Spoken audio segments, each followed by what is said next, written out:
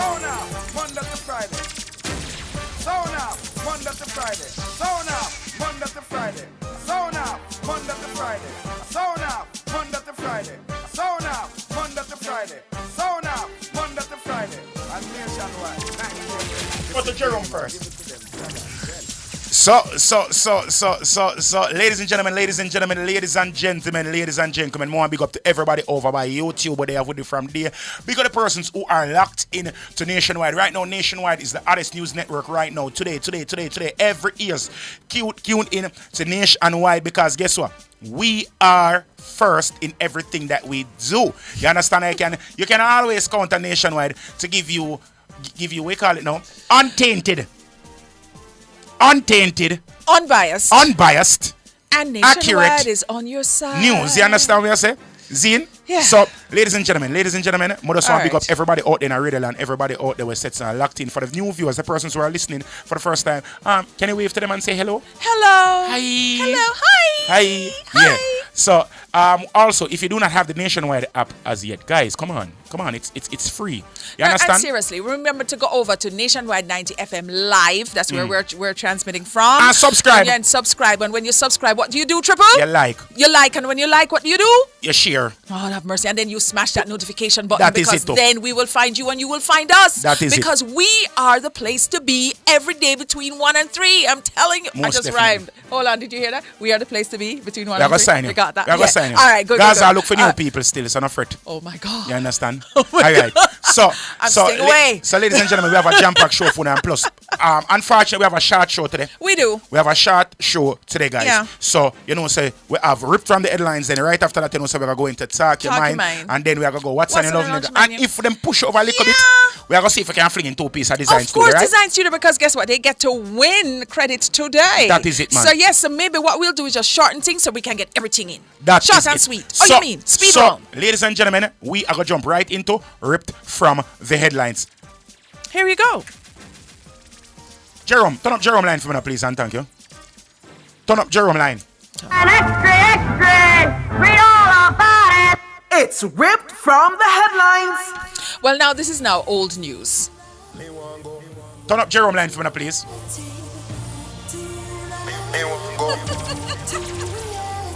Listen, you can't get a prison. And next month, All right. So as you were saying, Yeah, it's now old news. Eh. It's now what? An hour? No, 2 hours.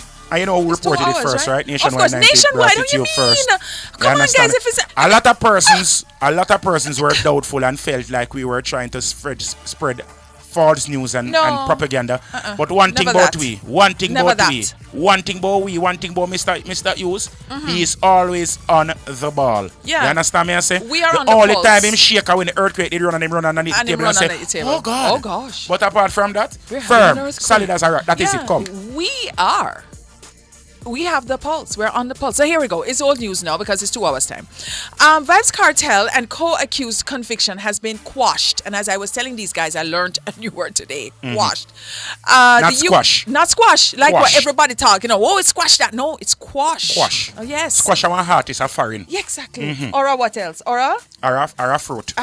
Vegetable. Squash is a fruit. It's not a fruit. It It's is a fruit. Lord have mercy. We have a short Google show it? today. All right, Yes, go on. please Google it. Google Ambassador over there, Mr. Jerome. Please Google Whether squash. squash is a fruit or a vegetable. Or a vegetable. All right, squash. All right, fine. So squash it, please. All right, here we go. The UK-based Privy Council has ruled that the guilty verdict for Adisha, Vibes Cartel Palmer, and Sean Storm Campbell, Andre St. John, and Keira Jones in the murder of Clive Lizard Williams has been quashed. The men are to be sent back to court for the Court of Appeal in Jamaica to decide whether they will be freed or a retrial will be issued. More details soon. And now our opinions. Look at Cartel. So before we even say anything about Cartel, please to find a picture of Sean Storm. Because I think that Sean Storm is the person in this who was served the gravest injustice. The reason why Sean Storm was convicted is because is because he chose to be the most loyal of them all. It's because he chose to not open his mouth. It's because he chose to not turn against Vibes Cartel as evidence I in the that. case. And we have to acknowledge what he went through. You know, me I gotta understand a lot of persons are gonna say, okay, if you say Ray and one bag of thing and Ray. No, me I gotta try to show you. This man here is the definition of loyalty. You understand me I say? I don't know if I could have do it. Me I gotta tell you the truth. People, me I gotta talk the truth where Father God love.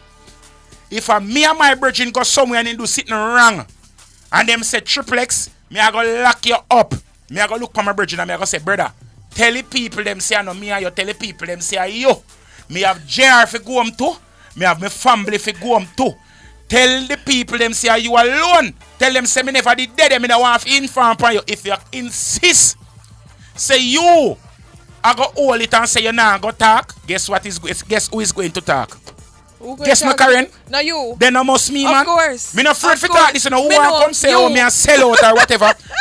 Sean Storm, me not go tell you, me not have an at to the fee first. But me I tell you the truth, Sean Storm, you are stronger somebody than me. Zine, as you were saying. I think what we're missing here, and I'm telling you, the nation is polarized, right, Triple? It is like, it goes back to the point where, you remember, what's his name? O.J. Simpson, where you have the pros and the cons and the for and the against and whatever the case is. But a life has been lost. And what I've thought about really is because we're in the period of Lent and Easter and all of this, when them they take Jesus over to Pilate and Pilate said, no, I'm going to wash my hand, take care of him, go somewhere else. You understand what I'm saying? And that is what immediately came to my head. So as we had predicted it, Triple, a couple weeks ago? We exactly what is happening is what is happening now. So when I heard, because my ears were peeled and I was listening as I was going about my business, they can now apply for bail. Yeah. They can now apply for bail. You know what I'm saying? But what I heard too is like their retainer is up as of today. So now it's a different money I have to pay now for the other representation. You understand, Jerome? The money up. So right now, which I'm sure the money is not no issue. So now them can either apply for the bail, which I would do like right now. But I still think about the family of Clive Lizard Williams. I really do. So, I really do. So obviously condolences goes out to Clyde Williams, his family. Yeah. You understand? As we say, the truth of the matter is a gross miscarriage of justice has occurred. You understand? Because this is what the Privy Council has ruled. You understand that the justice was not served in Vibes Cartel's case because of the inconsistencies in the trial. You understand? The truth of the matter is this. I am sure that if you want somebody convicted, you want the right person convicted without a doubt. You don't want there to be any queries about the person who is convicted for a murder. You understand? Especially something, a crime as heinous as this. You understand? A life has been lost and the family is mourning. And may I ask you, please, this is not a celebration of the death of Lizard. You understand me? I think this is the fans of Vibes Cartel are just being jubilant that this, whether or not you like it, whether or not you like it, whether or not it goes to the rationale that you are speaking to, this is what justice looks like.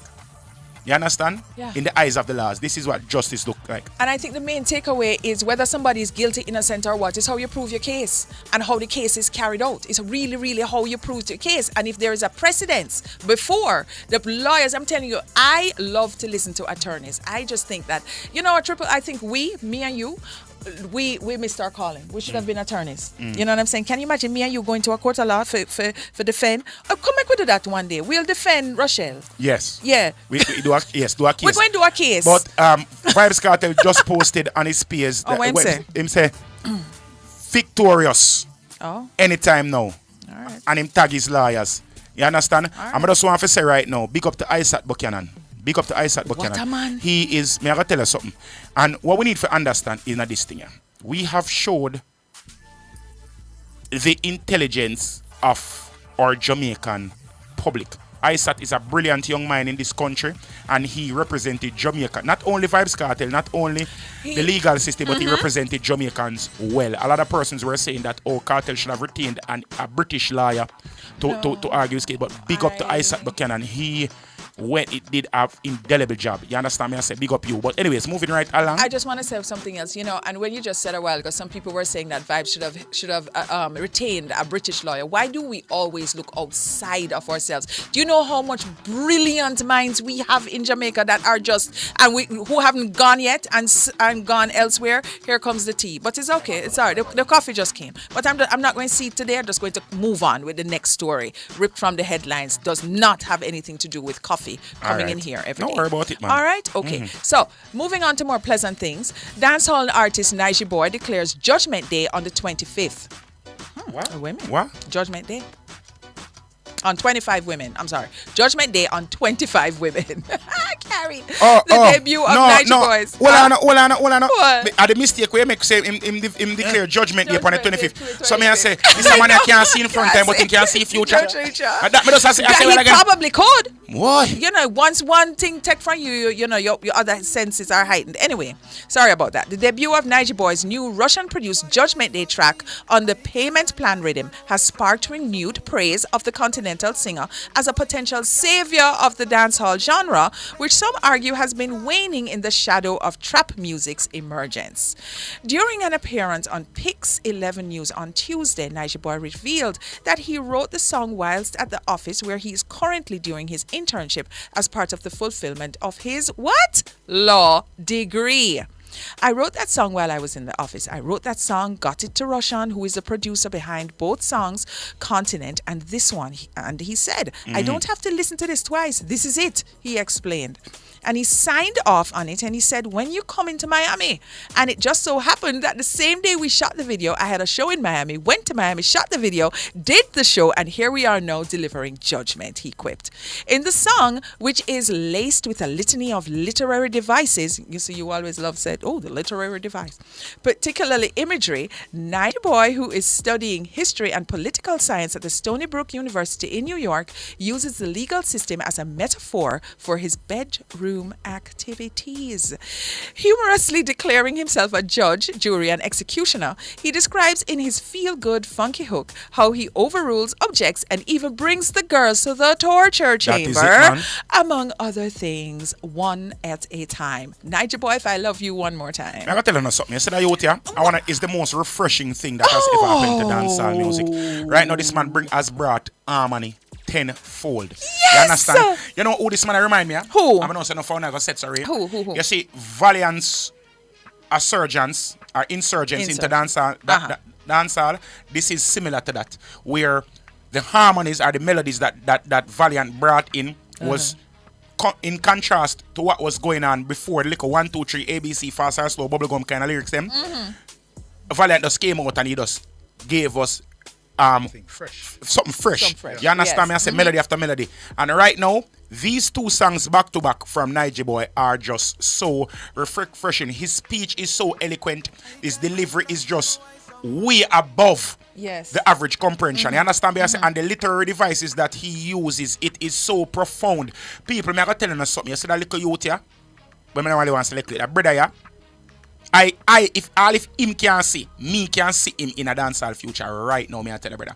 This brother is going to be a force to be reckoned with. And his whole demeanor and how playful he is with the music. You understand me I say? But the man have sense. He's going to school. He's doing political science and law. So what I love about this is, really and truly, sometimes, guys, it doesn't hurt to go to school. It doesn't hurt. It might not hurt. I best thing you could have ever do. No, I have to say it doesn't hurt because you have the people out there. It doesn't hurt to continue your studies past YouTube University and past TikTok University and what the other one, IG University. It really doesn't hurt. You heard the man talk about literary devices. Yes, it's only when you're school-ed you know about these things. All right. Karen, let me tell you something. I really need to put this out there to the people. You see the people we are promote this old dance culture. Oh my God.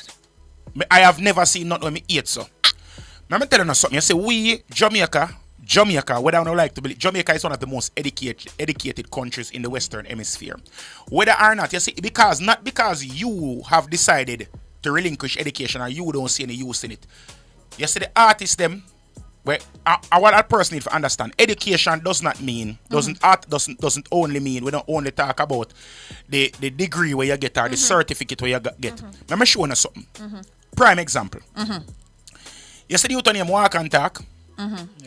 Walkie. Walkie. He might not have no degree back in him, but I honestly believe that Walk and Talk is one of the most intelligent minds that we have in Jamaica right now.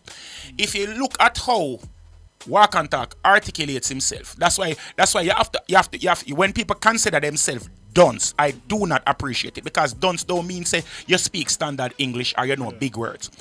Intelligence, and this is my take on it. If I'm wrong, people can tell me I'm wrong in the comment section. Intelligence, to me, this is my definition, is how you take whatever it is that you have learned and apply it to your everyday life or to your activity.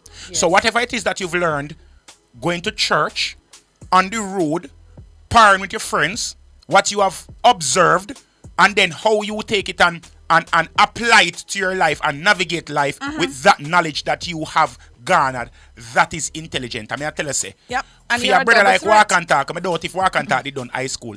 Walk and Talk, I'm one of the most brilliant persons. If you listen to him, it might sound a way when him talk it, but I'm one of the most brilliant minds in the road right now. When I listen to Walk and Talk, you see, I have to get through it first. You have to develop a particular ear to hear him, because you know how he speaks, right? Right. He's not as clear as you, and sometimes you're not clear neither. He's not as clear, but you know, when you listen to his reasoning, so yeah, a testament to that. You know, school of hard knocks, a little bit of common sense, plus a formal education, you will be unstoppable. So ladies, listen up, please take a chance on yourself. All right, so here's the thing now.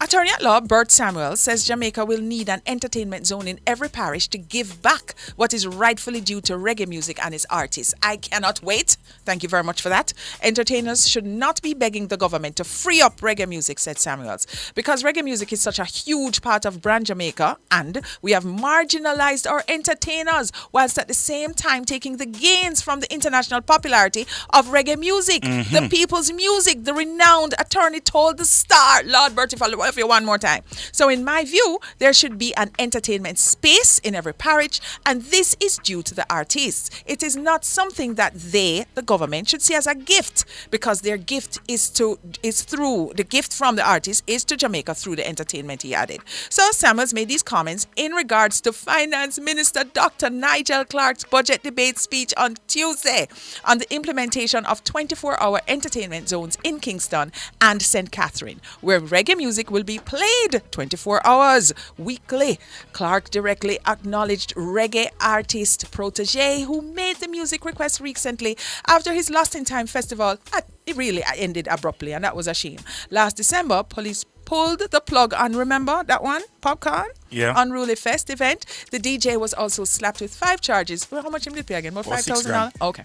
Including a breach of the Noise Abatement Act. This is a good move.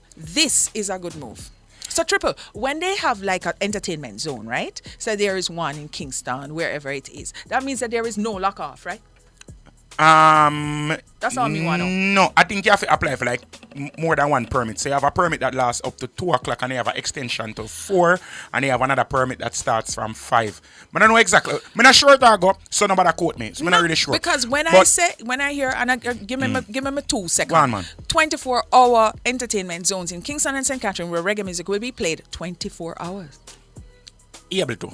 Yeah. I don't know how it go, but I could see legislation first before we even jump and talk and then put foot down mouth. And then you say, Triple X did say and Karen did say. We're just asking. We just ask. So when you see how the legislation that them put forward is, they will set so we can come here and analyze it. Now that they're listening. Yeah. All right, go on. So, yeah.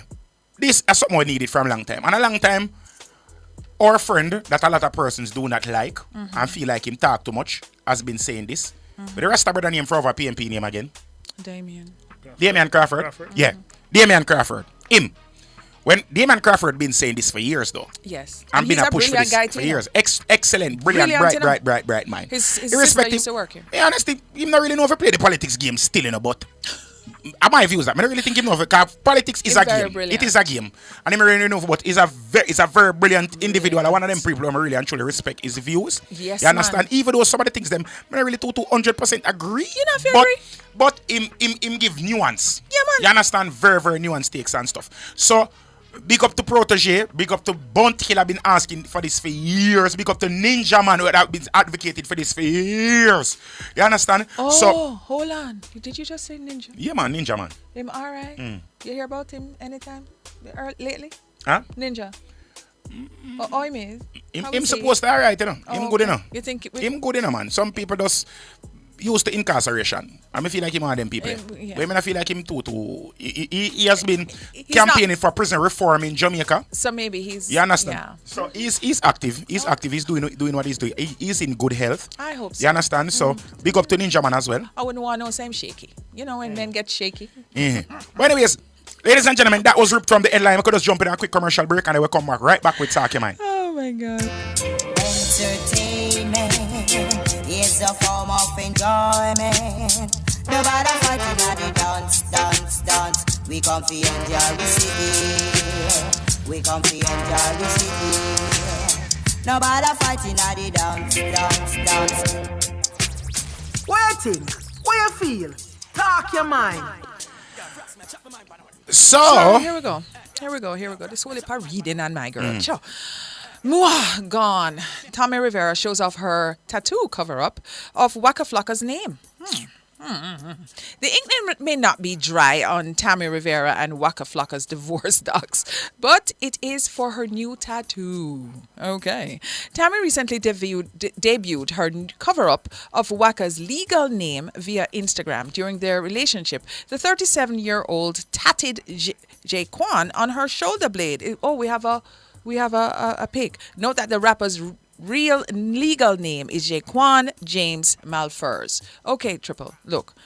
So it is unclear when exactly Tammy Rivera got her new tattoo, but she shared the update in a carousel of vacation photos. She appears to be on an international trip per her Instagram. And that story was shared on March 13th. So her new tattoo is of a black cat. Yes, I see it. And she initially captioned the post, "Loving my new body art. Eat, love, pray, grow." And that's the hashtag. All right, miss. in the words of, can you please find the prophet's statement? Yes, God, that really can. The prophet, you know which prophet? Yeah, man. Yeah, Pablo. Let's go. So in the words of the prophet, can you please turn that up for me, please? Turn up him line from the Razzie. Very, very loud. Please. Let me tell you something. You see what you did do, can't robot. There you go. Play it See one more. what you did do, you see, if you did do that, and you can't, nobody did do that. So, ladies and gentlemen, I'm going to tell you this right now. Yeah. You see, anybody name where you write on your body, no matter what you do, it cannot robot. It can't robot. Or if you laser it off, it's still there. It's still there. See, and so if you understand this, make up your mind. You see, if you are going to put on somebody tattoo, name in your tattoo, you just put it on and just walk with it. You understand?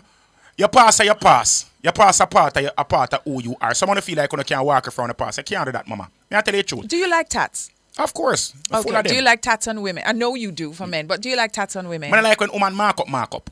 But like subtle tattoos on women. Yeah. What do you call subtle?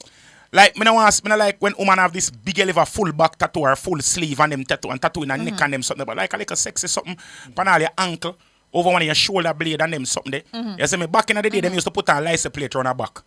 But I feel like that dated now. You know what I'm talking about? No, yeah man. Right underneath Right it too. underneath. Yeah. Yeah. So but the subtle thing them for woman here, a little one mark. A little on your wrist, Yeah. on the inside of your wrist, you know, on a little place where you can cover up. Because let me tell you something. Sometimes we make temporary decisions and it reaps permanent repercussions. You want to get a job, people look at the tats. It is a turn off to corporate. You understand what I mean? So if you want to get a tat, I'm not telling you don't get one, get one, get whatever you want to get, whatever. But understand that sometimes whatever you do, as Triple and Jerome and the great Prophet said, care about. You're going for a job. People are looking, depending on the interview or depending on the place of employment that you're looking. It's going to be a turn off. So that's my thing. So the thing is this. You know what I like see? I like so in time put on, because when I'm young, when I put on a little lion paw on the bosom. And then the old Like Eve. The old I want to get the lion paw turn in one crab. Yeah, that's Turn it. What like happens when the skin stretch It out? turn in one crab. Like I push a crab if I It's crazy. But hear me and say no. I first of all, me feel like if if you know a relationship and you reach that point, they want to put on one another name. Nothing wrong with that. That's Nothing a at all. relation. Oh, yeah, No, I'm not doing that. I Me think not we have feel- I'm not something doing down it. there too. We're gonna, let me Me tell you not feel something. like nothing wrong with that. No, Annie, I don't have a tattoo. I was always I don't like them. I've gotten to say, okay, a little tasteful one, like in the inside of your wrist. Yeah, that might like a little cross or so. That's fine or whatever. But it's not painful. Don't it very painful? Don't it painful? Every time I get a tattoo, It's my painful. body. And I don't, why would I? No. Needles going into my body with ink? Nah. As the great Kim Kardashian said one time, why would you put a bumper sticker on a Bentley? So my MS say, oh, my friend like tattoo, you mark up. Hey, you see me? The truth, all right, let me tell you something. People, not because me like something for myself, that no means me like that for the person. Everybody have them preferences. You understand me? I say, like, all right, let me show you something. Prime example. Me have piercings. Yeah. You understand me? I say I have a lot of women who do not like men with piercings any at all. I have her, like myself. All right. Me even now, I have a nose ring. Yes. Okay. You understand me? I say, and a lot of persons look at me with my nose ring and question my sexuality is questioned because of that. You understand me? I say, Zine. But at the end of the day, I choose to do what I want to do. You understand? Not because I don't like something on somebody. I'm not going to judge the person based on that. So if I see a woman and she fully tatted, I'm not going to judge her and say, oh, Ray, it's her choice, her body. She want to do what she want to do with it. Show the people that your tattoo. Them want to see it. No, only a tattoo me have, man. My arm, them sleeve up on them thing there, you see me? Zine. And ball every time, so I love ball. Ball, you understand? Ball. But it's not about the pain. It's about every tattoo I have on is a special, is an expression of who I am, and every milestone I reach in my life and put on something for.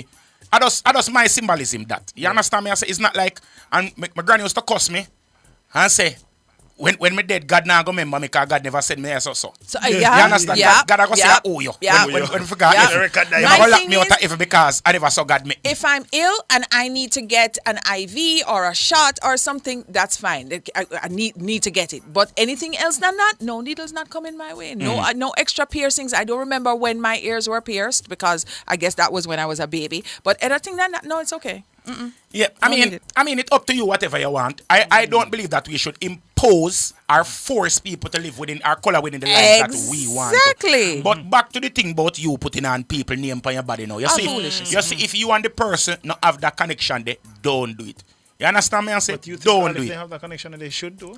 Of course, nothing wrong with that. If you and the person have them symbolism there, a symbolism. I see me like, all right, let me tell you something. To me, it's a marriage or something. Like when you go in front of God and say, Father God, that's a covenant. Bring me to that someone. It's still a covenant too. You feel like your soul and a part of a covenant too. Of course, your soul is Your a soul part of the part of the covenant. covenant. But that is a marriage deal. But marriages still break up. Exactly. Yeah, You I know, understand but what I'm even if saying? it broke up, I still part of a covenant. When you go at pearly So- gates, God I go have a whole file there and like it can't rub out from. So if you say, all right, boom, you take a tattoo with a person upon you. Even if you laser it off, even if you cover it up, It's still there. done there. And still everybody there. and when you cover it up, it just go look full. Yes. You understand me? I say. But It I just thought look that was full. creative, though, to turn the name into the cat. It no matter, It's you're still creative. full. You're Everybody still full. already know Here's what the was thing, We already though. know it is. And I think there was something else. Let me tell Allow you it a part when of your you're in history. a relationship, make good choices. Make good choices. All right. Okay. Mrs. Somebody Speed show today. put on mark. Mrs. Woman put on mark on herself, you know. And when she a mark left, she put dirty over the top of it, you know. Dirty mark. You know. You understand? We're on a little break. Anyway, go back, quick break. So and come follow. back.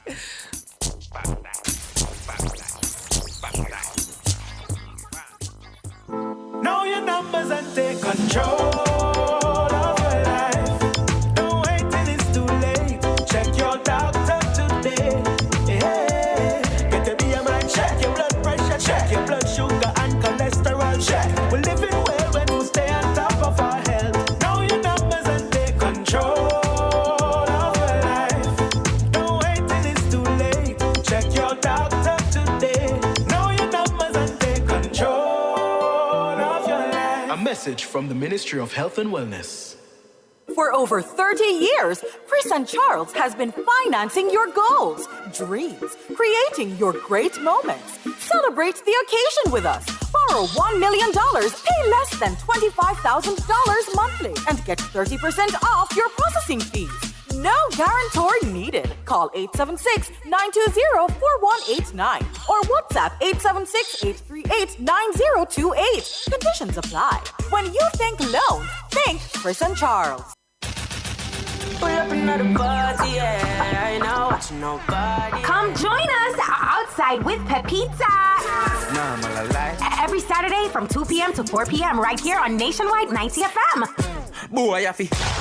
We bring you the views, the news, and we'll be cruising all around Jamaica. Hey, surprise them with a bang. Where the hot spots, raindrops, sunshine, we'll be there. Don't diss it, don't miss it. Outside with Pepita.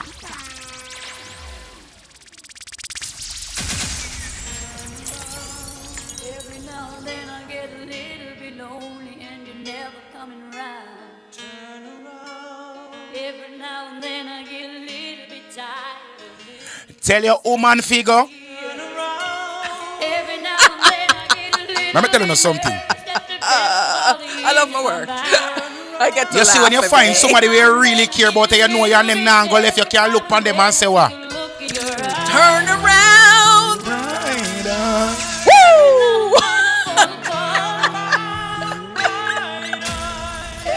Oh gosh. Because why? Every now and then I get a little bit restless and I dream of something wild. Every now and then I get a little bit helpless and I'm lying like a child in your arms. Every now and then I get a little bit angry and I know I've got to get out and cry. Every now and then I get a little bit Sometimes a woman says she now come over, you have to tell her, say, Every now and then I fall apart. Every now and then I fall apart. And I need you all tonight. What am I just saying? Turn on the thing after we can't sing. That's wicked. We'll be holding on forever. I've got dreams. ladies and gentlemen, please We do got remember dreams. We that got this dreams. is Lovers Thursdays. Yes, Relationship Thursdays, Not guys. Come on. because Vibes Cartel get him verdict today or get him acquittal today. That no means that we are going to forget, say, we are playing for the lovers them. Please do remember that there are several women that are waiting and anticipating the release of this gentleman from out of General Penitentiary. I would or say go wherever he higher is. ISAT. So I am saying no. Get There your are a lot points of together. persons who are waiting for him to see who he's going to visit first. Who he is going to address or undress first. So everybody we're out there, we're dreaming of Cartel to come to them. Father God, go with you. In the words of Lloyd Loving Dear, he should light a candle, sing a sankey, and find him way to the yard of whoever he want to call home. Turn it up. These eyes of mine, they don't fool me. Why did he hold him so tenderly?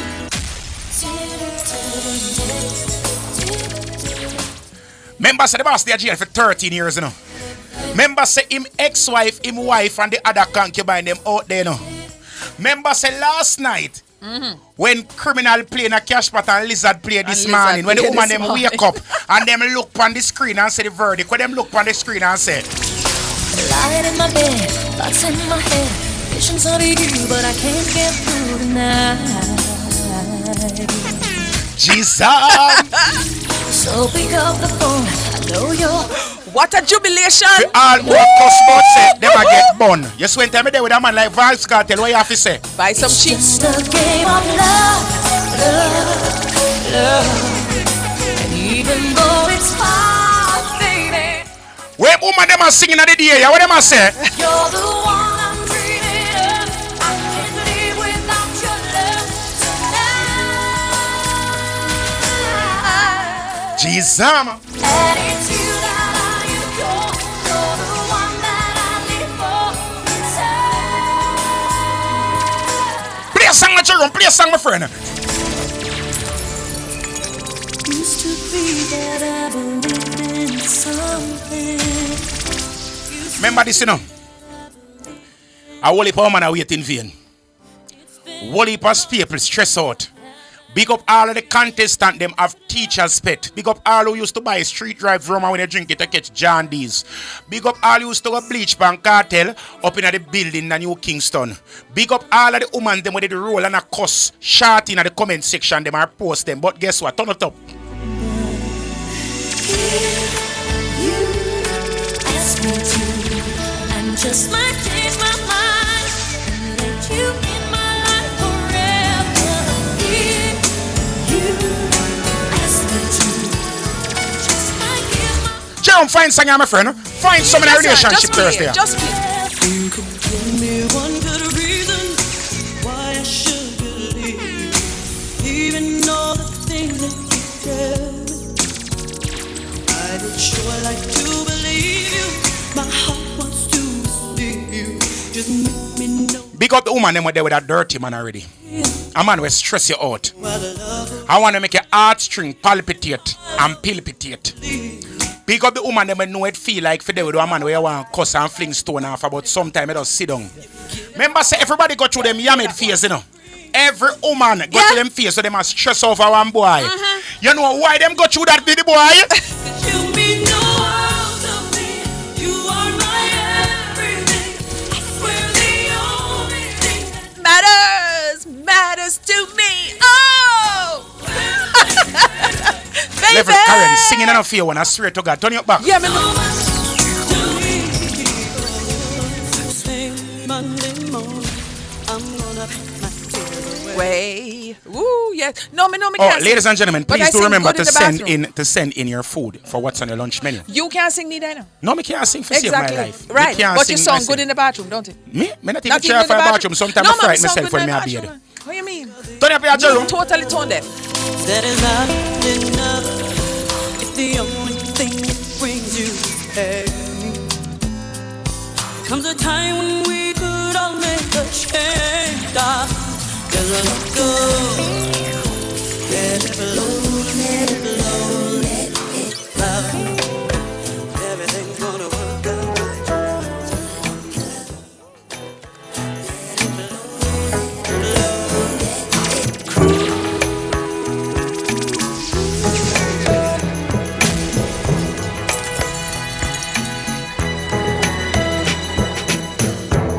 Baby, let's cruise away from. Let me tell you something. What's wrong with that? Sometimes a woman have to go away. Yeah. Because the man them know how to treat a woman good. Yes. The man them know how to just seduce, feed them woman. Because someone feel like seduction stop after you get woman and so you go. No. Sometimes you have to know say your woman craving. Yes. So sometimes you can carry go over Hellshire. All the time my money not enough. Yes. Buy 2 dozen festival and then you can't buy no fish. Splash on the little onion and the vinegar sauce and it tastes just like parrot. Me would not be You your see time she drink that and one sorrel beer and start wash down that. What she say? What she say? What she say? You're gonna fly away. Glad to go my way. I love it when we're cruising.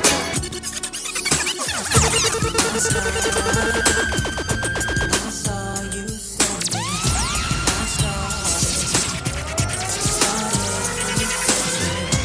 I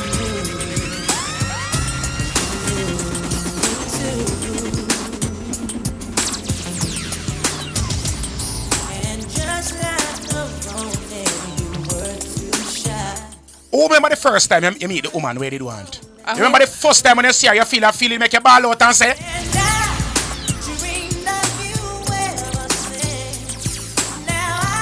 Big up the man them were there with that woman for more than 5, 6, 7 years now. Big up the man them remember when you meet her. Remember when she walk past with her friend, her ugly friend never like you. As soon as her ugly friend turn her back, you just walk up to her, touch her on her shoulder and say what? Say what?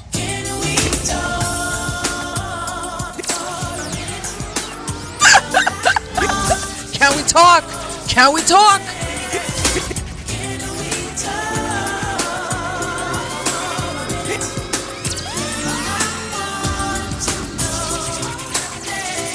Remember when the boy tell you say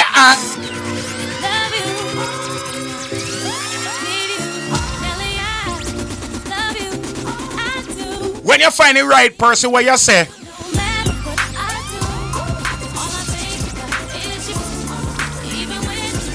Boo! Big up the man who used to deal with Miss Desiree daughter. Remember when you're young, and your mama tell you if you turn in her yard, Miss Desiree was Christian, her daughter could not come out. Oh, but as Miss Desiree gonna choir practice, you just go up her gate and knock on the gate and say, hey, what? I met this chicken, she just moved right up the block from me. She got the hots for me, the finest thing she got the man in the sun, but that's okay, cause I went for my cue, just listen, play my position like a show star.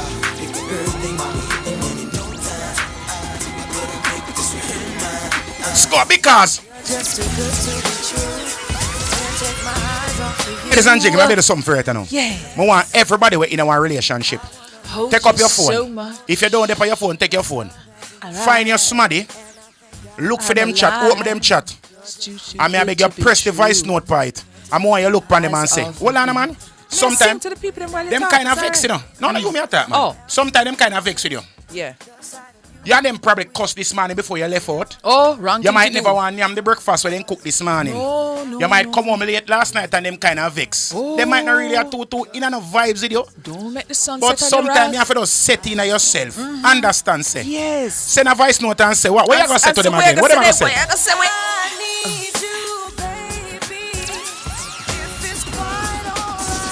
Ladies and gentlemen, we're jumping a quick commercial Me and break. Tripper going to go on the road. I'm learning. I'm his little understudy. Yeah. Yeah. All right. We are going to go for a quick commercial break. We'll come back with what's your lunch menu. And we are going to start nice it up. People, remember, a Thursday. Relationship Thursday, man.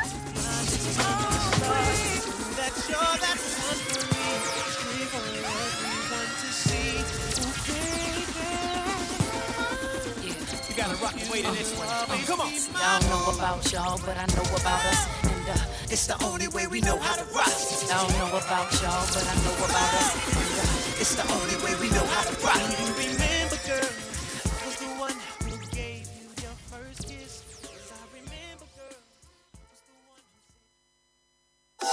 Public sector workers, are you ready? Registration is now open for the exciting public sector debate competition. Gather your teams and register by March 29. Visit publicsectortransformation.gov.jm for registration details or speak to your HR department. The competition is organized by the Transformation Implementation Unit, building a better public sector for all. What's that? Music a play and the people a rock. Everybody asks for the calico jack. Cups up, make a party. Rum punch send it my way. What you know? Fruit punch mixed with the rum. Link on my friend them know. Hey, sipping on the vibe, yeah we happy. Calico jack and then we started. Music a play and the people a rock. Everybody asks for the calico jack. Cups up, make a party. Rum punch send it my way. Party promoters and event planners. Promote your party or event with an affordable nationwide 90 FM party package. Never leave your patrons misinformed. Get repeat advertisement for your event. Do you have tickets or prizes to give away? Do it on Nationwide 90 FM. Come do an interview about your event. Share your event's artwork on our social media platforms. Any update or information you want to provide about your event, do it with an affordable nationwide 90 FM party package. For more information, call our sales team at 876-630-1210 or sales@nationwidenewsnetwork.com. Party promoters and event planners. Promote your party or event on Nationwide 90 FM, the new revolution in media.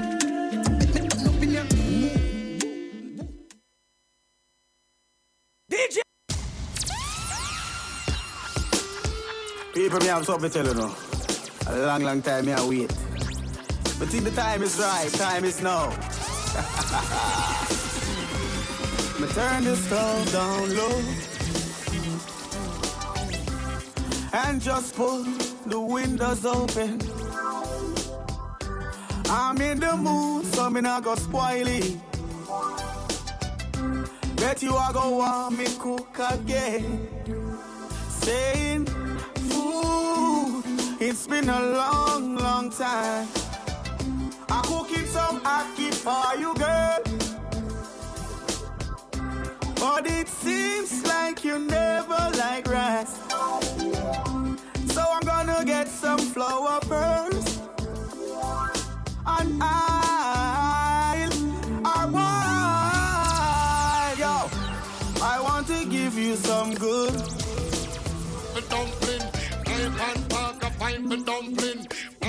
pan burger, fine for dumpling. My pan burger, fine for dumpling. My pan burger, fine for dumpling. It's lunchtime. What's on your lunch menu?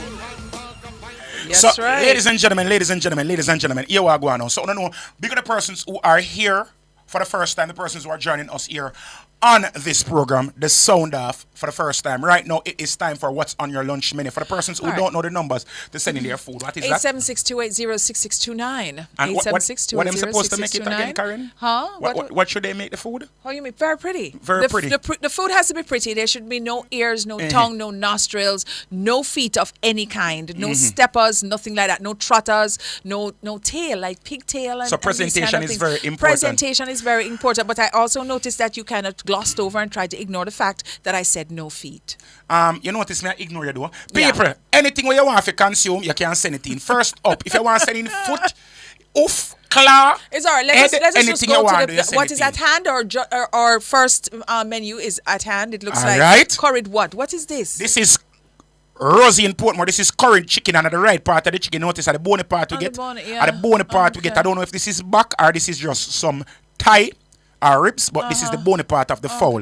The best part of the fowl to be curried. I also wanted to please to zoom in at the dumpling, the gravy right there. Use it, right there. If you see the texture and the consistency of the gravy with the oil, you can see that this food tastes good. There is no question about it. This food tastes amazing. I'm going to give this a 10 out of 10. The green bananas, the 2 dumplings that are there, and the right amount of meat. Thank you. You realize this man just gone the most of ways. Let me just tell you something right now. Yeah. It looks good. Okay. Yo, me say, I jump on a while ago, me say, Eddie,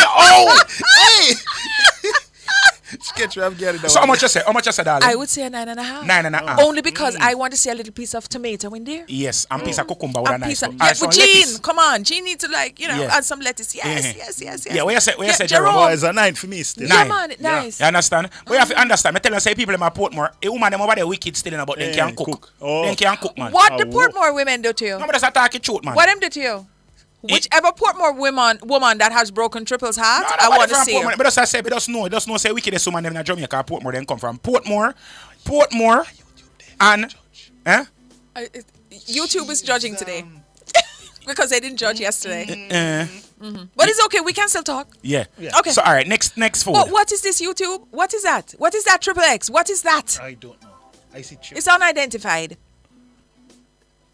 Onion with what? Is fries? So this a cook up steak bites with onion. Steak bites. Okay. Spinach, onion and spinach with fries. Okay. Javar, this are from Javar and Edmonton. This Edmonton, Canada. That meal that does seem Caucasian to me. It does not seem. Allow me to tell. That meal that does seem melanated. Allow me to tell me alone that this does. Me no know. It does not. Me no want to sound racist, but talk it truth. Jerry. Sonny, give it a 3. Jerry, this look like sitting where people where the ancestors come from Frank Africa. White said, "What that?" No, talk it to. This now. Chantel said yes. No. Okay, all right. Nicole, give it a 5. We want description, which Chantel gives it a 2. Ladies and gentlemen, would you please? We have to give them at least a 5. All right, people on radio, big it up, but no man. They don't need to say they say they're concoction. Yeah. People on radio. I don't know. What is that powder? Right. What is that powder? It look like sazan or paprika with paprika, ketchup, and mayonnaise. Jesus Christ. You know what? People them in a radio line. Hold on. People in a radio line. It's half plate of French fries. Yes, and the other half. You understand? A half plate a beef, like stew beef, cook up with whole heap of onion and spinach. And it's very dark. Then sprinkle the whole life fries them with the paprika. Then them have one dollop of mayonnaise and ketchup with paprika, pan the mayonnaise and ketchup. And you see the powder? That food don't have no rhythm. Okay, so... no little bounce. Jesus Christ. YouTube, wanna say? I don't understand. Isa Mario says this no look bad. That's what he says. He says, Isa Mario says this no look bad and he gives it an 8.5. Right? Cheryl Davis gives it, this food looks like you get a fair 5. Wendy Barnett Trotter gives it a 5. Nordia gives it a 5. And he says it's not appealing. Frank White says World 4. This is a World War 4 food. You know, say Edmonton, wanna let me down though. Me go over Edmonton and eat good food over there now. Yeah. Me no know. This is You an over issue. there too long. You part the Indian them, the Yes, Arab them, something is wrong. and the white people them, and the Eskimo them for Something too is long. wrong. This is a big fusion of nothing. All right, next, because I can't look Next at up, this anymore. man. Come again, man. This depressing. After yesterday go on so good. Okay. How what this? Okay. How what this? I don't know. A soap? I'm How what?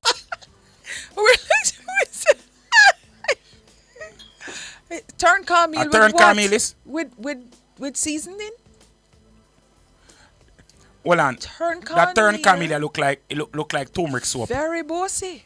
They supposed to be turn cornmeal escovitch fish from Viota Clarendon. So where's the escovitch fish? Oh. Oh, I want catering. Oh. It's a catering. Oh, a bossy thing. Radioland, we have a tray of escovitch fish. And a that tray of turn really cornmeal. looks great. Or and then, uptown people would say plenta. yes. Yeah. Right? Okay. Now, in the plenta, there is, what does that look like Look now? like vegetable like knife. String vegetables bean, and carrot. yes, and Look bell like little peppers yeah, and little tomato. So when you look at it, it looks like, you know, when you bake a cake and then they squared it. So Yeah. you know, you squared it looks really good, Look really what the bananas appealing. in this still, you know. Very Turn uptown. cornmeal nice still, I mean, I got tell you line. Yeah. No, it's not. It's nice. Karen. Of course In the it mighty is. name of Jesus. That is what you must give your dogs. Huh? What up? Yep. You know, say Karen, I bet them people I hate with do. You know, say people, you see the views of Karen. Let me tell you from now. You see the views of Karen are not those of the sound of, nor Triplex, nor Jerome. Thank you. Nor Razzie. Thank you. Jerry probably not it, you know. But I know our one. Yeah. Jerry session on him porridge neither. So me can't. That's why Right. me take Jerry out of this, you know. Jerry and I don't eat porridge. People. I don't eat porridge For either. the people, no. But well, porridge is but I would think I want to open a porridge bar and make millions of dollars. for the people Everybody them, else eat for the porridge. people them out there. If you eat turn cornmeal, please to type the You letter say T. you don't eat turn cornmeal. If you don't eat turn cornmeal, please to type. That's why Please News to is my type girl. D. If you eat cornmeal, type T. If you don't eat it, type D. Because what really? I don't know what turn cornmeal nice. What do you mean? What if it's not is dry, so dry nice and about muddy? it? If you get it the right consistency, yes, if you get turn cornmeal the right consistency, like me now, because some people turn cornmeal come like porridge and some of them come like mud, or some of them come like dirt because it's too dry. But if you get it the right little, almost to pudding texture there, oh my Jesus, man. What if you see the good with all coconut milk? What? Oh God, man. I can't. No. Anyways, me I go give that turn cornmeal because it's so I pretty. don't even think that is turn. I am going to cornmeal. give that turn cornmeal a 9. You know, down south when them eat Cornbread, pita- if you have a cornbread, cornbread. it looks like cornbread. But are the same thing. Cornbread and turn cornmeal are almost the same thing, but No, but the how cornbread it's is made. seasoned, you know, with It a little is bit how of it sugar, a made. little bit of thing. So it actually tastes decent. But Turn this cornmeal, look like, you can put sugar in it too. It all depends on how I cook it. You can have sweet turn cornmeal, you can have savory turn cornmeal, you know. okay, so which one you like? The two of them. You like the two of them? The okay. two of them. All right. The two of them. All It, right. it depends on how it cook. As long as you me have one auntie when you chicks. Oh God, man. All auntie Jem. Oh God, man. Gosh. Let me come with it. Okay. Now I'll give Escovitch fish a 10 out of 10. Tani says D. Christopher Henry says D. Shauna says D. You're Okay, missing so out something. I 1, notice how you just barely 2, look. 3, The amount 4. of tea So with it's it. 4. The amount we're of equal teas. right now. No. Nope. The amount of see. teas that are up in the chat. D run OT. God go with uno, you know. Me say summer uno, God go with uno. Me nothing say nothing. This is a good looking Next meal. meal, though. please. Mhm. Next It's a meal, good please. looking meal. Oh, what is this? This is fish again. Fish and festival. Camille out of White Sands Beach. Camille, big up yourself. What that you drink look like one lemon beer. Jesus. No, that fish look good. That fish Bossy. This that is fish yes. And this is look white sand? good out of It's White not Sand glorious? Beach, man. Okay. White Sand out of Clarendon, this man. People, let me tell you something. I don't know about nowhere else in the world, but you see Jamaica, her food is just exceptional. People in YouTube, please to score this food. People on TikTok, please to score this food for me, please. And thank I'm you very not much. seeing anything coming through. I'm not seeing anything. That's Let's a 10. go. Rick the Cynic says if you use coconut milk in a turn cornmeal, it's very good. Coconut milk, that's what he says. See, people, All them right. give me I'm still Frank White getting the said 10. D's and the T's. Come on, guys. Frank Simone said 9. Okay, here we Chantel go. said 10. Yeah, Majestic is 10 plus. Yeah. All right. Patrick says 10. Okay, way up. Way up. So do you like melon bear, sorrel bear, or lemon bear? Sorrel beer, I say still. Sorrel beer, I think. I say melon. So you have to play the voice note from the person who's sending the ton Camille and the fisherman, please and thank you. Zane, you say sorrel beer. I think sorrel beer is the number one for the persons It's out too there. sweet. Are you? It's melon beer. You must I have. say sorrel beer, you have to throw it on ice. Me not drink, first of all, and the only thing that me really drink still, because you know me not really drink don't alcohol. drink, yeah. But this is sorrel But beer. melon beer. Sorrel beer, where you throw that Melon. on ice, man. Oh, God, man. No, melon just People, tastes which nice one of and them want to refreshing. prefer? Sorrel beer, Sorrel melon beer, or or lemon beer? Yeah. Sorrel and melon. You like melon or lemon? Both. Sorrel Both. and So you don't like melon? Both. Oh. Melon and sorrel. And sorrel. I think the sorrel is a little sweet. You say the woman them a drink melon beer, go and let them can't mash hands. Yeah, that's But okay. them are wicked. It's Them are alright. wicked. Everybody must have a little bit of wicked Them are in wicked. them. You make me edgy. Sometimes you just look at Now, me I and tell say, you that the girl truth. like You see crazy, me- you know, you're like, yeah. You say when you carry a girl, Jerome, Yeah. when you carry a girl, you know, when you ask her what to drink, talk it truth, and not tell her what about Sorrel her. beer. When you ask her, where you want to drink? Right, Razzie? When you ask her, where you want to drink, that not tell you what about her. Yeah. Like, it does, like... Yeah. If you carry out Yeah. a girl and the first time you say, okay, what would you like to drink? You know, because you want, you know, Yeah. and she Yeah. says, oh, I only drink champagne. What would you say? If she Champagne. only We'll drink, go if through she them. only drink champagne. Yeah, first date. Champagne, yeah, first of all, I'm going to say, you're itty-tighty. Okay. All right. First of all, I feel like you're an impressionist because young people don't drink champagne just like that at a party. White rum. Unless you... White rum. White rum, she have couple bad man brother. And she power the killers them. All right. Guinness. Guinness, she love fight. She love fight. She rough. Hold on, Guinness, hold on. Guinness, she love fight. She love fight. She love fight. Okay. Henny. Hennessy. Oh, you mean, of course. And she power with enough scammer. And she love artists. She power with scammer. You know, and he she has love a point. artists. Do you know he has a point? talk it truth. It's true. It's true. He has a great point. All Anyone right, should let's drink, move on. anyone should drink Yeah. Campari, she full of man. Full of man, wicked woman. Wicked woman I them. would Campari. Campari, any woman who drink Campari, wicked. I wickedest thing them So there. what about white wine? White wine? White wine is that woman they married already and probably I got you one divorce. Red wine. Red wine, when she and her friend, red wine, she a get bun and she love go up on girls trip. Okay. I don't drink. I drink non-alcoholic wine. Suppose you hear that one now. I only drink non-alcoholic All right, wine. hold on there. Make go on. So we have the voice No. note from the person who sent in why the you ton think about comment. that one? Which one? I don't. People who say them drink non-alcoholic wine. Oh. Non-alcoholic wine? Yeah. Then growing a good yard, them a Christian. Okay. Good yard. See, I like how people, you see people, when they carry them out and they say they want pina colada, woman order Pina pina colada, colada and them yes, say, yes, they're yes. not used to nothing, they're not going away. Chantel asking about So them Magnum. only hear that Magnum. Yeah. Magnum, them woman, they make you run out of bedroom. Problem, man. Make you grab your clothes, make you cuss them and say, me now no more. Let go my shirt, no man. Low me, low me. Let me go. Me I figure I work. So if you go to dinner now and she said, give me 2 Magnum, a problem. Problem that you have to know what you do, man. You have to make sure you say no name too much so your belly heavy up. You understand? You have to stretch. When you don't, you have to stretch good before you go in a room and then sit there. Oh God. See? So you Like we play the you have a voice note. Ready? You know, this is from the producers are so tired of us. Coconut milk in them, man. Coconut milk and season with mixed vegetable. See, so the man list the issue and I said, if I say Is that coconut Rick? milk, Rick, is the that man you? said, sugar not in it. Coconut milk with seasoning and mixed vegetable. That is it, my father. Okay. Okay. We have 2 more for you. Water. What about when a woman order water? Water? Yeah, She don't want you. She don't want you. Okay. What If you about go rum to that cream? woman and she order water, she do not want you. A bottle of water. If she order rum cream, ask her for your ID. It's either she's a little pitney or she's an older man. Okay. Okay. What is this now? Just season, just sauce or season rice. So Well, I'm going to just take a quick sauce. time signal. JP said Mary's banana chips. 20% more chips in the banana left them crumbs. The time by JP said Mary's banana chips is. It is 2:03 p.m. So What is that? Look like season rice. Season rice? Just so? Nothing else? Is there another plate of something? How are this? Winston, yeah. shrimp fried rice with spam. First of all, this is a With wrap up. spam? Today's Thursday, Winston right? Ben is a wrap Johnson up. Day. It's a wrap Okay, up. This. all right. Steve, man, did have some rice in the fridge and he just want churchy.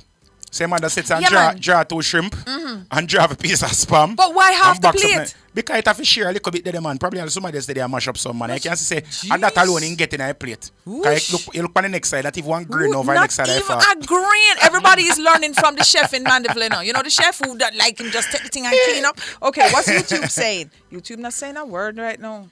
YouTube, what else for this though? What else for this? Them into the liquor argument. Somebody asking about whiskey. Okay, so Errol Townsend gives a 5. That's it. They got That's a it? 5. That's okay. We have no more food over there? Beverly gives it a 2. And then someone says, like up the live. We had 498 people on the live, and guess what? No. All Nothing. right. Watch out now, Karen. Because it's shrimp. This is from Leroy, Rotty. One thing, once you see liquor, you know say Watch Leroy. Leroy. What kind of liquor am I drink today? No. What's he drinking today? Leroy, what are you drinking?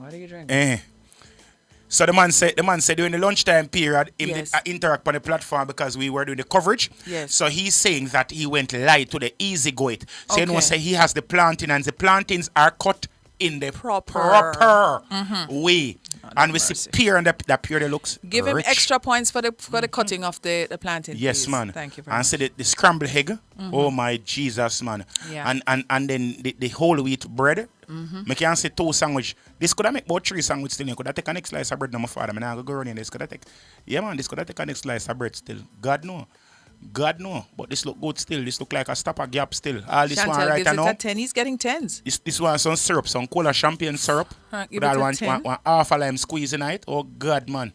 No liquor. No, Leroy says no liquor, liquor today. today. But what is that bottle? Our There's a bottle. NutriBullet, But man. what's beside the NutriBullet? What is that? One air fryer or a 10. blender bottom. Frank says 10 plates of this. Errol gives it an Coffee 8. maker. The pair looks like it raised with both parents in Me a I happy tell you, home. man, happy home, man. Like the peer they look like them never sent it go shop yet. News says she sent Alive? her food from 1 p.m. and it was a blue tick. News? I don't know Search what for to tell news you. food for me, please. Come on, news come. However, come if envelope it's in any kind of feet, we know what we're going to do with it. Melissa Brown says 15. Now me telling you something, people. Oh no, I figure all out for the food taste good enough. What For do the you food call look good this? enough. You have a word for this. What is that? Banana fritters, man. No, you had another Flan, word. for it. flan, man. Flan, this man. Flan, man. Sugar fritters, man. Flan, man. Oh my God. You know what this man? Flan. This one some sugar and water with all one sibling orange night, brother. Oh God, man. Oh my God. I eat this man. Fla. I eat this man. Fla. I eat this man. There you go. There See? you go. There Now you me- go. as me telling the All people- tens, and then 8.5, and All then 8. 10. Textures look Oh nice. my goodness gracious. Melissa, give it a 15. JFG 8.5. Well presented 10. Oh my God. No, me attack you truth, man. Me attack you truth, man. You have to understand these people. For the people who are still complaining about the drinks, ladies, I'm telling you. Oh no, you never said anything about whiskey. Whiskey? Yeah. She and her father have a good relationship. Any woman who drink whiskey, Yeah. she and her father or she and her uncle have a good relationship. You can't go around a woman like that because she know a code. She know a code. She know a code. Yeah. That because she par with big man, Big so man. she know a code. Okay. You understand me I say? Okay. Okay. Ooh, what is this? No, Potato this look good. salad on a bed of lettuce and some tomatoes. Roast beef. Who that? I saw Mary Mario. in Burlington Avenue. So zoom up, big up that picture, make you see it. In Kingston, this man, we know Burlington Avenue. A plant them not cut good though. First thing first. A plant them not cut right. Tomato cut thin though. Me now come like it has stretched up tomato here though, my boss. Possibly. You understand me? I say the potato salad looks amazing on that bed of lettuce. It's beautiful. On a the bed of rice lettuce, and it looks peas great. up top there, so it looks it's a sticky rice, but sometimes we like sticky rice. It a go on, and my boy sits on that the two rice them with little tubs of gravy and the beef gravy. Presentation and pint. Yes, So you man. get extra points to the presentation. Yeah, man. And But the for plate look nice too. Yeah. You see the little lines at the side there, That not is it, too man. overwhelming, complements the food. Nice, man. But what is those two little brown spots on top? Is that supposed to be gravy on And top of nipple the man rice? put and pan the rice, man. Yeah, that's what I'm saying. Man, put nipple on the rice, man. But it a go on still. Beth and Witch gives it 100 out of 100. And Northern Newbie says, love it. She gives it a 10. I love it. News says a 7 for her. Bev Thompson gives it an 8. No, that was a fritters, so it started from that. No, that food, Okay. that food they are go on, man. Yeah, man, this food is That nice. food they are go on. It's and the plate look nice too. Yeah, man, look good, man. Who you say send this in from Burlington Avenue at Kingston? Mary, big up yourself, yeah. Male or female, that? Whoever you marry, big up yourself. Zin, next. Me like the food, yeah. People right now try to say overtime one now. Try to know that. Now watch you now. Oh, is that ham? It look like Yes. I'm say mac and cheese. And pear. And pear. And And what's that red something? thing right there, so? Come on. Give me a description of this stuff, please. No Zoom in description. pan a red sit there, Okay. please. Zoom in pan a red something there. Cause it look like tomato cook up. Something cook up. It's tomatoes. Yeah, with ham, like ham where you bake, as opposed You to know, see ham a where you ham, buy. a It's salt what? mackerel do. Look like salt mackerel. Oh, it's salt mackerel. So, True. who do this? So, how then cook? So, then just boil the Is salt that- mackerel and hold cook up on the a seasoning second. inside, Is that's not macaroni and cheese? That look like what is that? Ton cornmeal again? No, man. Go on, zoom in pan it there, let me see. Honestly, it look like turkey. A ton cornmeal? A ton Yeah, man, a cornmeal. ton cornmeal. See vegetable in there. Mercy. Alright, you see how this a ton cornmeal, I favor plaka do. And then sit there when I want. 9 out of 10, 10 is salt mackerel. Buddy. Frank White said, bun up. Alvin said, look I good. want this. News says no for me. Frank White says 6. Leroy says, News, are you this? I guess it's not her. want Christopher this. says 10. And Majestic says 7. Joan says 9. What is the yellow thing? The yellow thing is turn cornmeal. Wanna love. People, no, we don't like this a ton cornmeal, yeah. We don't want this. This favor like what they used to serve cartel. Allow me to tell talk it truth. Put back that food there. Put back that food there for me now.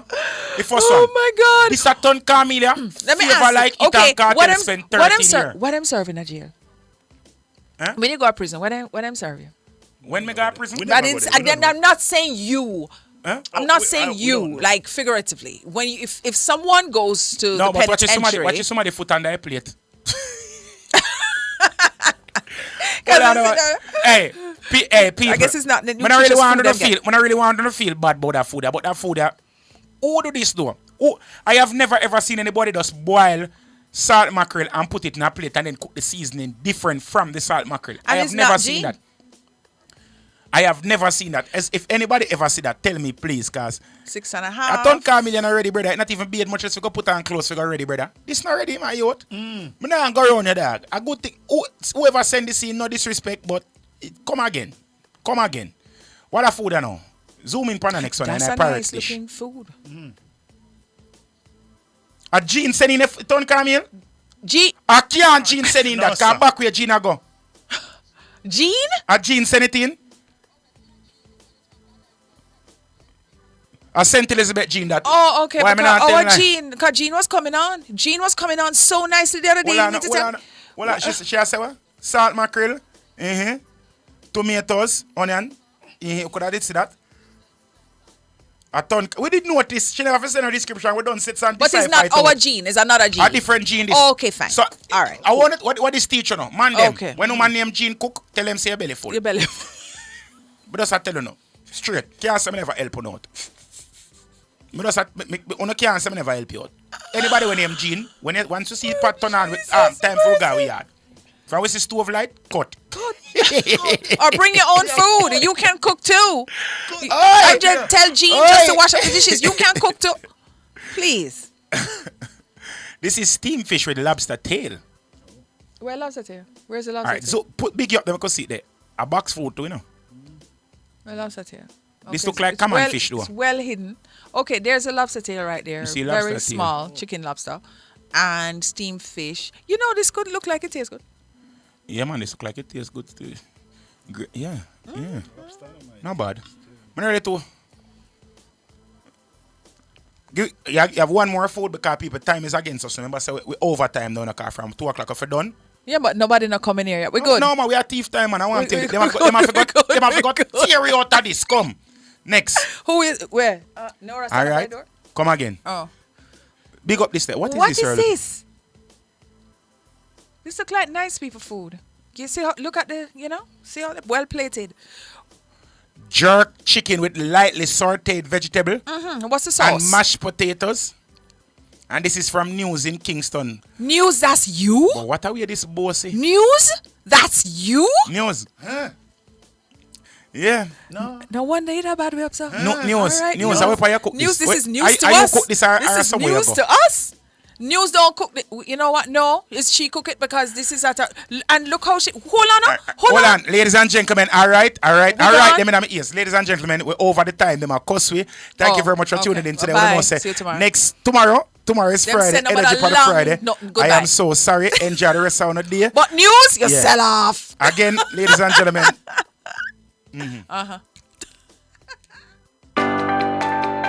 Nationwide 90 FM, the station for the very latest in news and current affairs, will broadcast live the national budget debate presentations from March 12 to 26. The presentations begin March 12 when the Minister of Finance and the Public Service, the Honorable Dr. Nigel Clark, puts forward the government's plans to finance the budget for 2024 to 2025.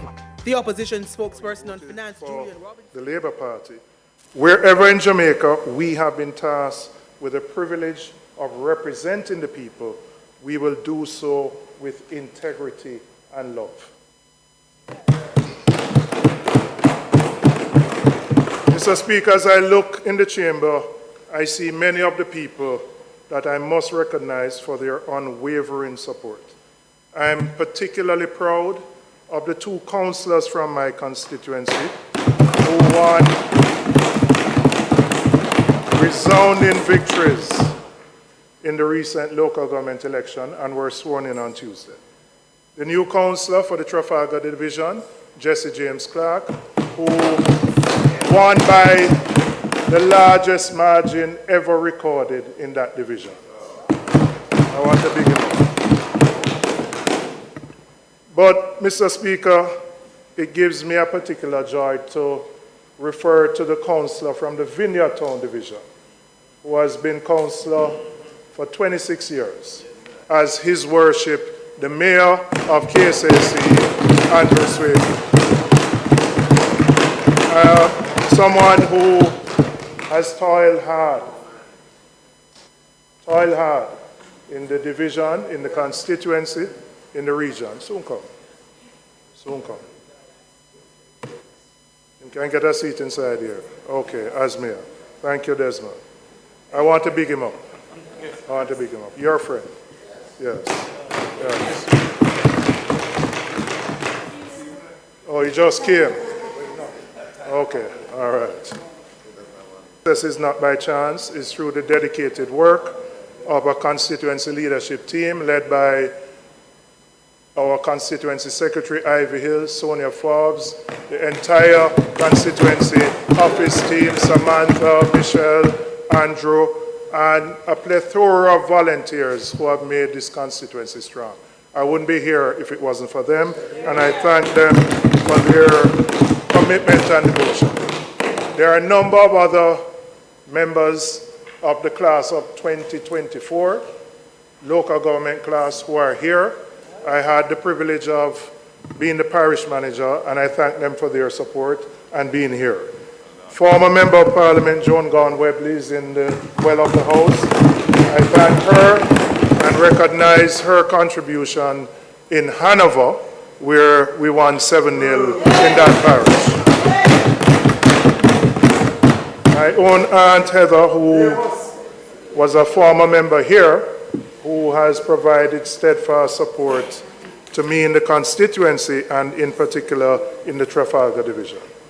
Mr. Speaker, I've chosen to serve this country through the vehicle of the People's National Party, and it is a duty that has been a great honor and privilege to me.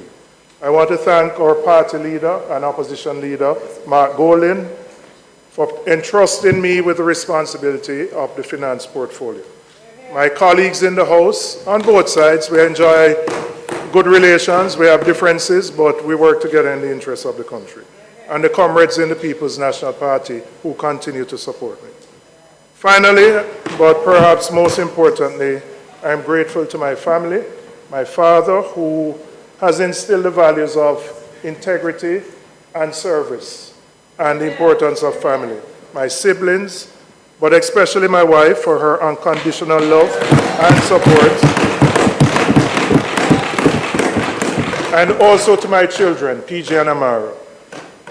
They always remind me why I'm a parliamentarian, because I want to ensure that Jamaica has the best future for them and every other child who grows up in this country.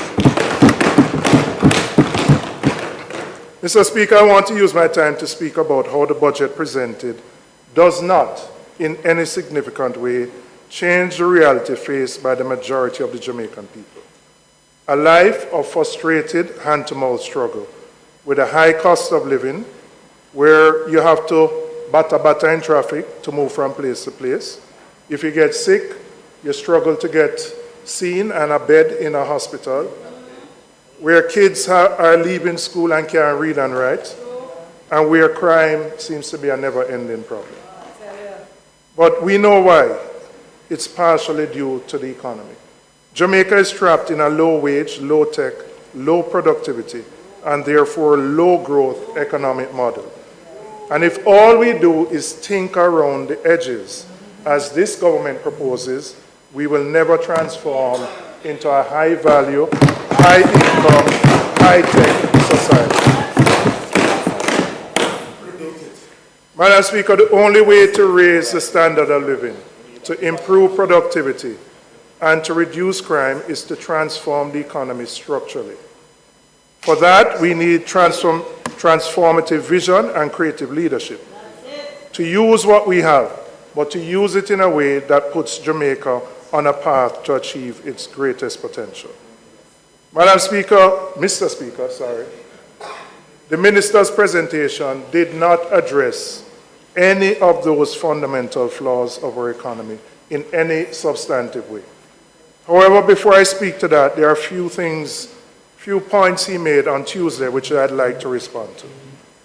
The first one relates to the 45 billion in estimated flows from the securitization of receivables. Mr. Speaker, the minister spoke for about 4.5 hours on Tuesday. And in that time, he failed to explain fully and transparently how the budget would be financed in terms of this particular item. He did state that the revenue measures would be financed by 25 billion in estimated flows from the securitization of receivables. But that was it. There were no details given. Now, what does the securitization of receivables mean? It could mean that the government has some monies owed to it, some assets, or some future earnings that it has sold upfront and has gotten the cash for selling it upfront at a discounted rate. But, Mr. Speaker, we don't know because the minister has not provided any detailed explanation about this particular arrangement. And in total, this arrangement accounts for 45 billion. There's 20 billion that goes to the capital budget, and then 25 to support the revenue measures. But we have no details. I'm saying, Minister, it is not acceptable to come in the House to predicate the revenue measures on a particular transaction and not provide to the House and the people of Jamaica any details about that transaction. We don't know what receivables have been securitized. We don't know the quantum. We don't know to whom. We don't know the discount that would have been given or any of the terms of that arrangement. We don't know whether it's a one-off transaction. We don't know whether there are going to be flows, not just this year, but flows which would continue for the future years. Mr. Speaker, we don't know any of these things. And the Minister of Finance has a responsibility, as he spoke on Tuesday, has a responsibility, a duty of care, to inform the Jamaican people of the details of this arrangement.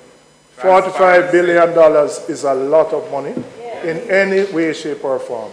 And right now, none of us know the details of it. It is important that the Jamaican people be treated in a transparent manner and that you explain what you're doing with their assets, because the assets that have been securitized are owned by the Jamaican people, and I don't know what those are, but you have to tell us. I know you said to me there is market sensitivity, but Minister, quite frankly, market sensitivity can't trump the need for transparency on an issue like that. So, Speaker, I want to turn my attention to the issue of the census. The Minister spoke at length about the census. But despite all the explanations, the fact remains that the government has failed at this exercise. Failed. Now, it's important to understand, a census is done once every 10 years. So we would have had a lot of time to prepare and to plan for the census. But the reality is that the census process was managed badly from the beginning. And the legitimate concerns of census workers were ignored. I'm telling you, I can give you a laundry list of persons who came to me who worked under very difficult circumstances. We know what census takers do because our party workers do it. They go and knock on doors. People set dog on them, people run them, people slam the door in their face. And many of them had issues. They had issues getting payments through no fault of their own. And they still do. And I'm telling you, the way the leadership of Statin dealt with those census workers left a lot to be desired. So, Mr. Speaker, $4 billion later, 2 years after the deadline, and my information is that we have not counted 1 million people. Wow. That we have not counted or enumerated 1 million people. Now, I have heard what the minister said, and I have heard about the plans to continue data collection. But you're going to run into a problem, because the census workers are not willing to work because most of them have outstanding issues, which are yet to be resolved. And we have no projected deadline in sight as to when the census is going to finish. $4 billion later. And I don't need to tell the minister how important the census is. You're planning for, first you need to understand how many people live in your country. And that's what the census is supposed to do. Demographic data, economic data, there are so many critical things that hinge on having an accurate census. Minister, I must tell you, you are the accountable minister. I don't expect a minister to be involved in the day-to-day affairs of any agency. That's not your job. But you appoint a board. The board is accountable to you. And the board has to hold management accountable. And quite frankly, these warning signs didn't spring up on us overnight. They were there from the beginning. And I'm disappointed that more has not been done to fix the issues. The majority of the issues relate to the treatment of the workers, the human resource treatment of the workers. And that is what has affected the census the most. So I was there at the launch with the Prime Minister. We said, me count, you count, everybody count. But we never count everybody at all. We never count everybody at all. No, less than a third. It's not less than a half. Less than a third have been counted at this point in time. We need a fix, and we need a credible plan to get to a completed census. A credible plan. Mr. Speaker, I want to touch on some of the measures the minister knows. We are concerned about the impact that the removal of GCT on imported raw foods will have on our domestic farming sector. No, well, hear me. Hear me. I understand that you said you had no option. But, right, now, lifting the GCT is going to have an impact on the local farming sector because it will make imports cheaper. So if you had no options, what I want to hear are what are the mitigating steps being taken to protect our farmers. The farmers who produce our vegetables, the farmers who produce our meat, many of them from the minister's own constituency in St. Elizabeth, the breadbasket of Jamaica. So given that we didn't have the choice to lift the GCT, how are we going to ensure and protect ourselves from cheap goods being dumped in Jamaica? Because the reality is that the playing field is not level. We are competing against countries who subsidize their farmers in a way that we can't. And we know the world is level. And we don't have the resources to do it. So how will we protect the local farming sector, particularly where those farmers supply the tourism industry, and now the option is to import a lot of cheaper alternatives. So while I sympathize with the challenge you had, what I want to hear is some better and further details on how we will ensure that our local farmers remain competitive. Mr. Speaker, I want to speak a little bit about the reverse income tax credit for filing taxes. On this one, I support the intent, and we are one that it is important to try and encourage more people to file their income tax and pay their income tax online. But I must say, I do not see the potential take-up of this for persons who are not filing their taxes now. The incentive of $20,000, which is a one-off payment, will not bring people into the tax net who are outside. I believe those who are already filing will continue to do so and benefit. But someone who has not filed before is going to assess whether their tax liability is greater than the one-off $20,000 payment. So I understand the intent. I understand the intent. Well, I understand the intent, but I question the extent to which I believe people will take it up. We do have a culture of non-compliance, which is why I say I support the intent. But whether this is enough to get those people who are outside the tax net to now get in, I doubt. I want to turn my attention, Mr. Speaker, to the issue of the public sector compensation review. We supported in principle the implementation of the review, which commenced last year. But there are several issues that have arisen, which despite the efforts of unions representing public sector workers, have not gotten a satisfactory resolution.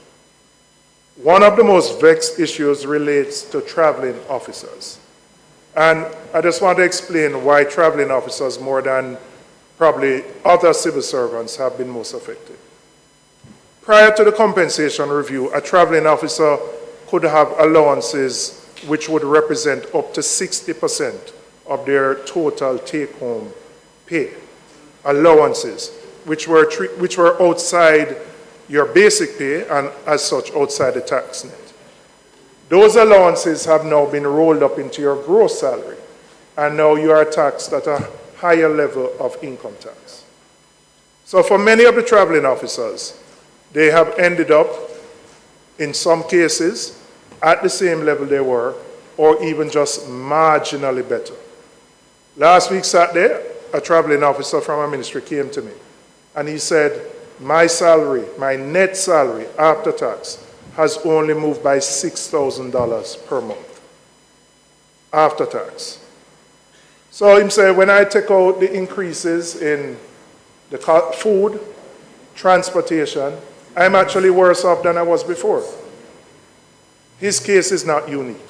There are other traveling officers who are in a similar position. And as I said, they are a unique set because they had so many allowances outside the tax net. We have to correct that particular anomaly.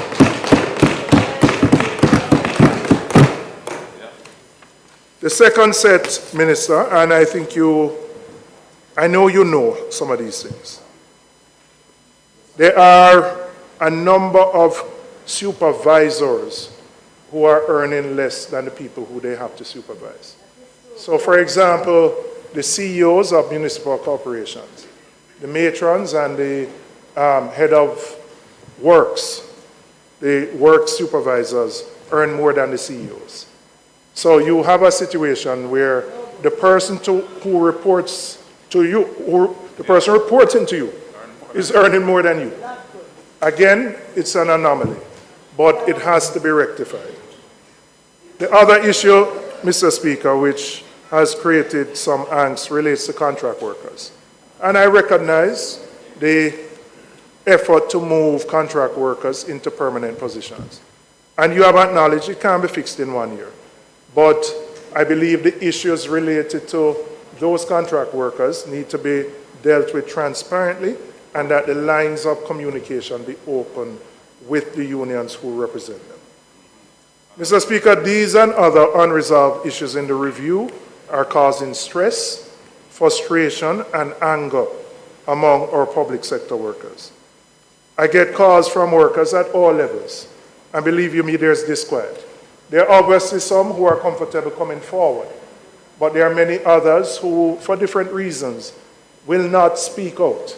And when I say at all levels of the service, I mean all levels. All levels of the service. Right? That's right. But Minister, I would also say there is something that I pick up. Many of them feel a sense of hurt and betrayal, and they feel disrespected. Everybody knows the tight fiscal space that we're in. And what may seem to be small or trivial might mean the difference between whether somebody can pay for them pitney extra lessons, whether them can fix the front end on them car after it fall in a pothole, or whether them can drop them partner hand. So while I know you look at a global figure, and you might say out of the 100,000 is only 10,000 people who are affected. For each and every one of those affected, they feel a particular pain. And it is important, Minister, while we recognize the magnitude of the exercise and its complexities, that we are committed to resolving those issues. I would also say, Minister, sometimes in life is not what you do, but it's the how you do it. The how. And it is important that we treat with our public sector workers with an approach which is one of mutual respect, open communication, and dialogue. The unions feel, Minister, that you have not been responsive to their many requests, and that they have had to issue ultimatums, as the JCTU did 2 weeks ago, to get a response.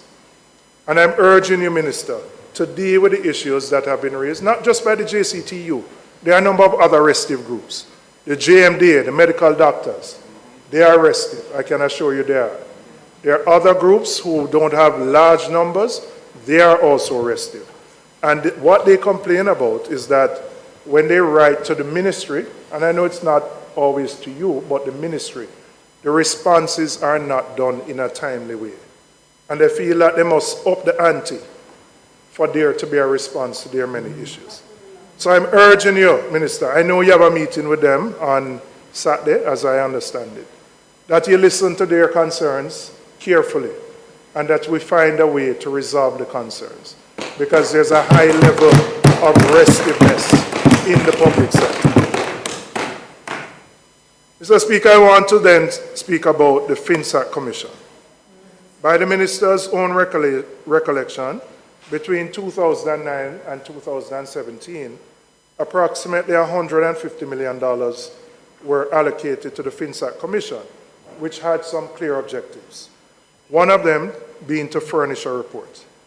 Yet over a decade later, despite having received the funding and had many extensions, we still do not have a report. Now, I welcome the Minister's intent to publish the archives and the documents from the FinSAC Commission. But really, we need an explanation as to why there's no final report. FinSAC has been hotly debated. It's been a hot button issue. It's been politically divisive. It has been, it has had such an impact on the economic direction of the country that something as important as that should have a report. And the minister says he will have a specially curated website, and I believe you said you will try to do, my terms, a skit or something. It's not a skit. All right, well, let me withdraw. A documentary, all right. Starring Nigel. A documentary, all right? He said a documentary. What is important, my concern is that you obviously can't represent everything.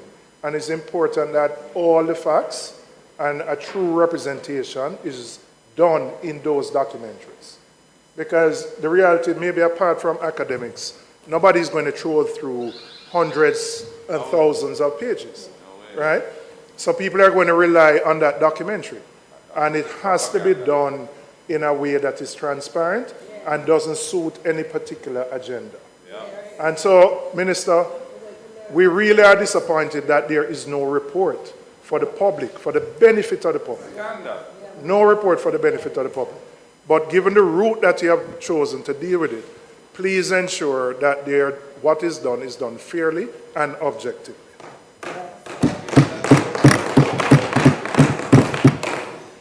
Mr. Speaker, the Minister spent some time on Tuesday looking at the history of the economic performance of the country. But very often, whenever the history of our country is told, we tend to neglect a period from 2007 to 2011. And I think it is important for me to put in context what we inherited when we came in 2012. We recall that years from 2007 to 2010, there was 14 consecutive quarters of negative growth. We achieved a mere 1.5% growth in 2011. And we understand there was a global recession, so we know that would have been part of it, not all of it. Right? During this period, public debt, unemployment, and poverty all increased. And these are not me saying it. These are the statistics published by PIOJ and other economic sources. This was exacerbated by poor fiscal management because the government of the day abandoned the standby IMF agreement, and that affected. Abandon, well, if you want me to use a different term. Okay, abandon the standby agreement, and this was confirmed by the IMF in their Article 4 staff report. This meant that we were not just affected by IMF funding, but all the other multilaterals, which include the IDB, the EU, the World Bank, all withdrew support. So really the international financial community had turned its back on Jamaica in 2011. And really, when we came in 2012, we inherited a situation where the government had no agreement with the IMF and really was cut out of the international financial community. Our debt to GDP was 134%, and our viability of a nation was at stake.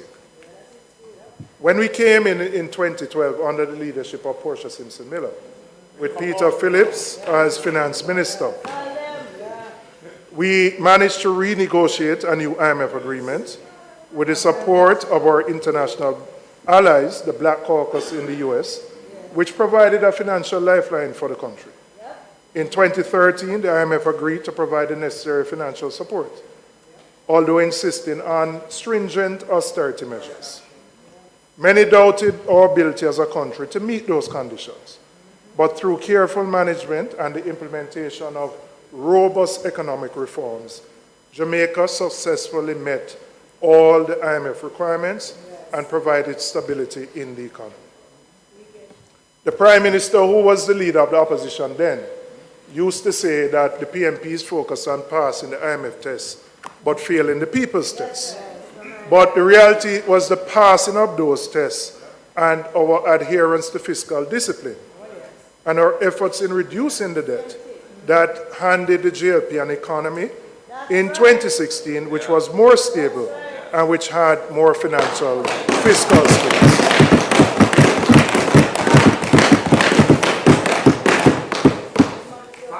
During our tenure, we undertook a challenging debt restructuring and committed to maintaining a 7.5% primary budget surplus. By the time we left office, we had reduced the debt to GDP to 120%. We upheld an unparalleled level of fiscal discipline, tightened fiscal policies, and rolled out a comprehensive economic reform program. The program focused on structural reforms to stimulate growth and employment. There were significant fiscal adjustments backed by broad fiscal reforms and debt reduction to ensure the sustainability of public debt while safeguarding our financial stability. We also, importantly, enhance the fiscal rules to guarantee prudent fiscal management.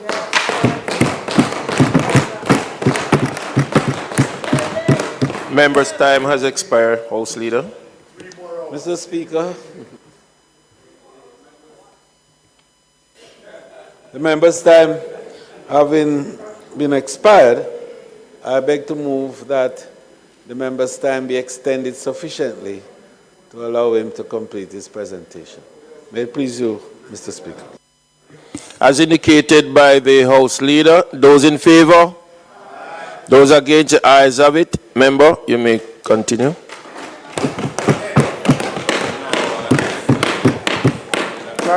Thank you, Mr. Speaker, and thank the members. And I won't be here for 4 hours, so you do 4. I won't be here for 4 hours. All the time you want. Madam Speaker, we enhanced the fiscal rules to guarantee prudent fiscal management. In 2014-15, the Public Bodies Management and Accountability Act and the Financial Administration and Audit Act were amended to enforce new fiscal rules, thus strengthening the fiscal responsibility framework. Further, we initiated reforms to grant the BOJ operational independence in setting monetary policy, and the primary, I said commenced. Commenced.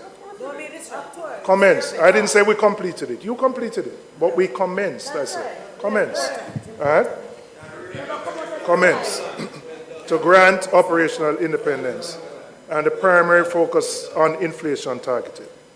Mr. Speaker, we supported the creation of EPOC, comprising representatives from the business community, trade union, civil society, and other groups to monitor the progress of reforms and the government's fiscal policy. Mr. Speaker, it was our commitment to macro-fiscal stability and prudent fiscal management which rescued the economy.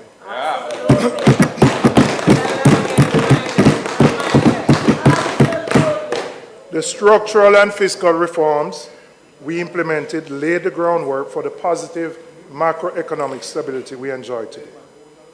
We are dedicated to economic stability, Mr. Speaker. We were then and we remain. We remain. The PMP, as a government, demonstrated fiscal discipline in its last administration, and we are committed to continuing that practice. We met our fiscal targets previously, and we will do so again. So, Mr. Speaker, I say it because there are some who want to create a narrative about what the last PMP administration did or did not do. And I believe it's important for persons to understand what we did, the groundwork that we laid, which is the basis on which we enjoy the stability that we exist today.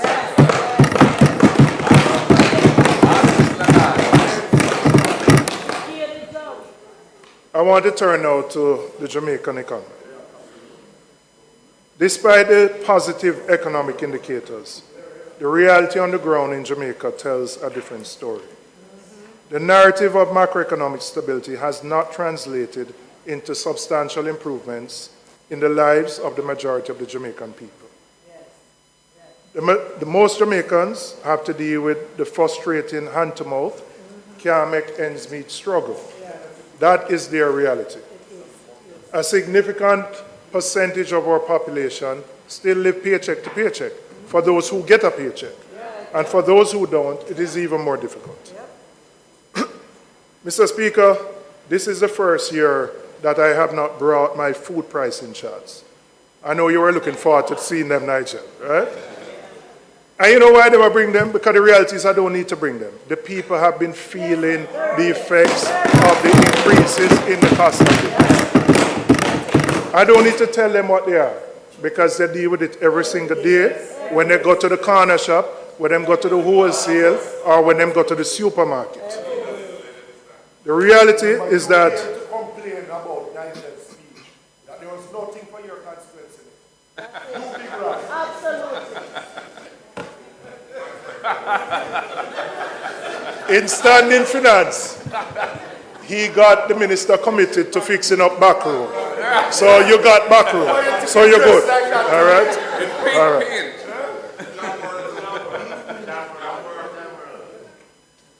Mr. Speaker, the basic reality is that consumers are getting less and paying more. Prices are high and wages are low. And for the most vulnerable, life is precarious. There are people who wake up in the morning and them don't know how them are going to put pot on fire. Them don't know how them are going to make ends meet. Them don't know how them are going to send the picnic to school. Them don't know where the bus fare come from or the taxi fare. That represents the reality of the majority of Jamaican people. So the reality is that we grew up believing patty is affordable food. Basic patty at $250. That's our beef. If a 300 for chicken or 280. A loaf of bread anywhere between $400 to $500. And if you want a box lunch, the burger box is $500.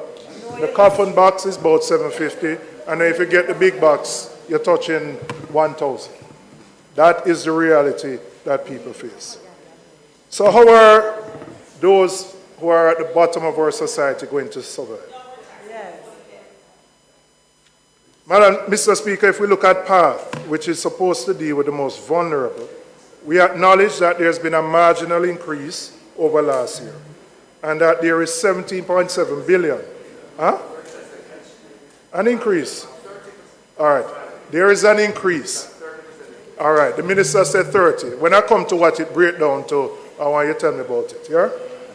There is an increase over last year with 17.7 billion for PATH in this year. 60% of the allocation is earmarked for the conditional cash transfers, while the remaining goes for the breakfast and cook lunch program.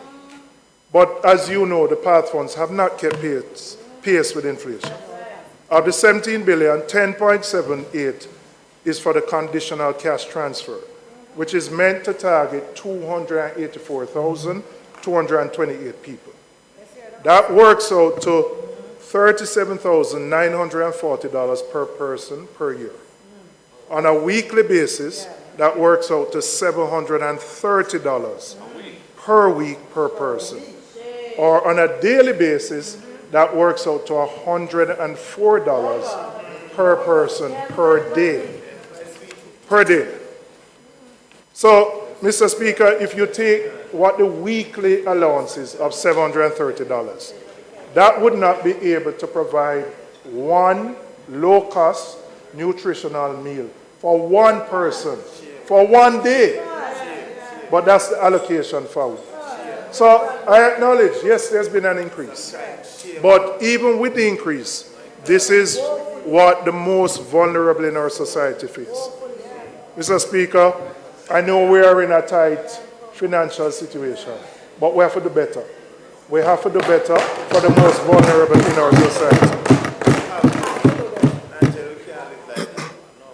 The low priority given to inequality and vulnerability in the society matches the fact that this government has almost entirely focused its national security response on the use of SOEs and ZOZOs as a primary way to control crime and violence. We know that there have been significant increases in the budget to the JDF and the JCF, but very little, if none at all, has been allocated for social intervention programs. While we welcome the increase to both the JDF and the JCF, we are concerned that the response to crime and violence has been disproportionately spent on crime control to the detriment of crime prevention.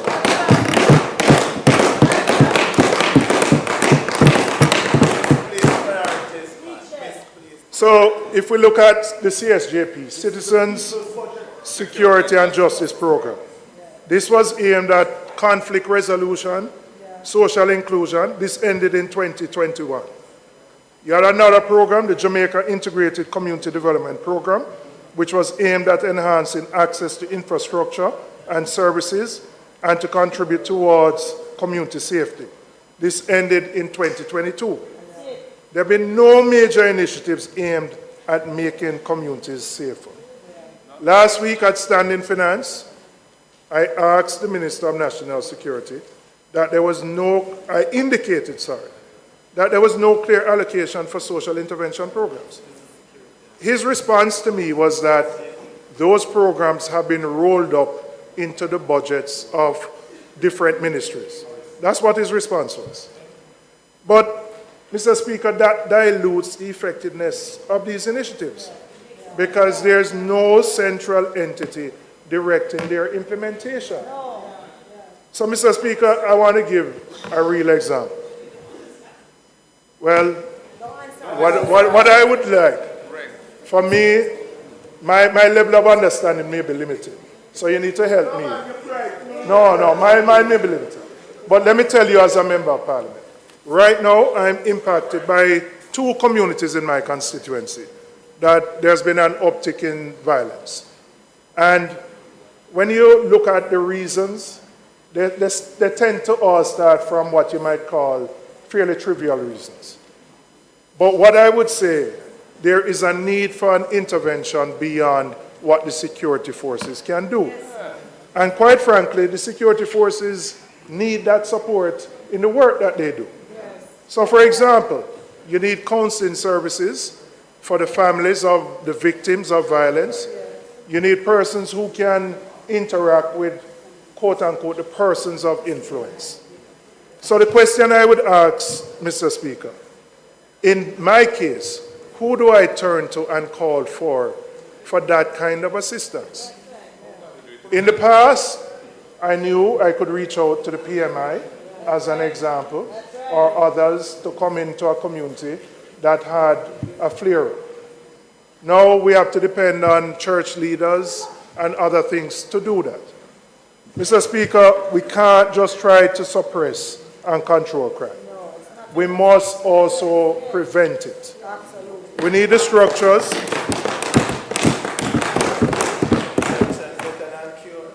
We need structures in our community that our communities can draw on to diffuse conflicts and teach our people skills of conflict resolution. We need to bring back community policing, initiatives to address conflict and community safety, and those which seek to improve basic infrastructure, which makes it safer in more vulnerable communities across Jamaica. So as we tackle the crime and violence problem, it can't just be an investment in response to and the control of crime.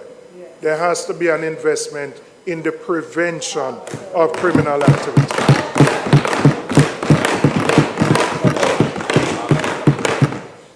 Mr. Speaker, I want to turn my attention to public transportation and the impact that it has on productivity. A good part of what frustrates us on a day-to-day basis is also what keeps us as a nation stuck in the low-wage, low-productivity model. The deficiencies of our public transportation system affects everybody. It affects the employees who need to get to work. It affects the employers who are trying to run their businesses. It affects our students who need to get to school on time. In fact, everybody who needs to move around in an efficient way. It doesn't matter if we build new roads or expand existing ones, because all we're doing is adding more vehicles to the already overcrowded roads. And we can see it right here in Kingston. In the past decade, there's been significant expansion of a number of roadways. Significant. And we supported them. But the reality is that when you move, we plan them actually. The reality is that anywhere you go after 3 o'clock in the afternoon or 4 o'clock, you're going to be stuck. Right? So the fact is, between our road network and the deficiencies in our transportation system, whether you take public transportation or whether you own a car, you're not going anywhere fast. Literally, we are stuck in long lines of traffic, whether you have to go near or whether you have to go far. Whether you're in a bus or whether you have to take a route taxi, you're still going to sit in traffic. And when you get to where you're going, you feel miserable. If you're not a taxi, you squeeze up with a whole heap of people, and your whole demeanor change because you're vexed. That's the reality. Mr. Speaker, an effective, efficient transportation system that allows our people to get where they're going quickly and cost effectively is essential to raising productivity. productivity. Now, Mr. Speaker, I know that in the budget, 9.3 billion has been allocated to the JUTC. I know that 100 buses have been ordered, and the minister said he hopes to get them before the beginning of the next school term. And I think all of us hope that we achieve that target. But I want to give you some data which explains the disinvestment in JUTC and the impact it has on the traveling public. When we left office in 2016, the JUTC carried 62 million passengers that year. Management. 62. Proper management. The projection for 2024, as in the public bodies document, has the JUTC carrying 15 million. It's not my data. You can check it. 1/4 of what existed 8 years ago is carried by the JUTC. Right? Now, it's not that the people have gone anywhere, but the reality is we don't have the buses to carry the people. And while there's been that disinvestment in JUTC, we have also doubled the number of licenses for private parks. Yes, we have. So what has happened as a result? Is that you have more taxis on the road seeking passengers, right? And because the taxis are competing with each other for the passengers, we have that chaos on the road. So, Minister, even with the 100 buses, right now JUTC is doing 180? About 180 buses out of, when we left in 2016, 450. Wow. 180. 180 from 450. Bad management. 180 out of 450. Now, if you add... And they still have the guy running the show.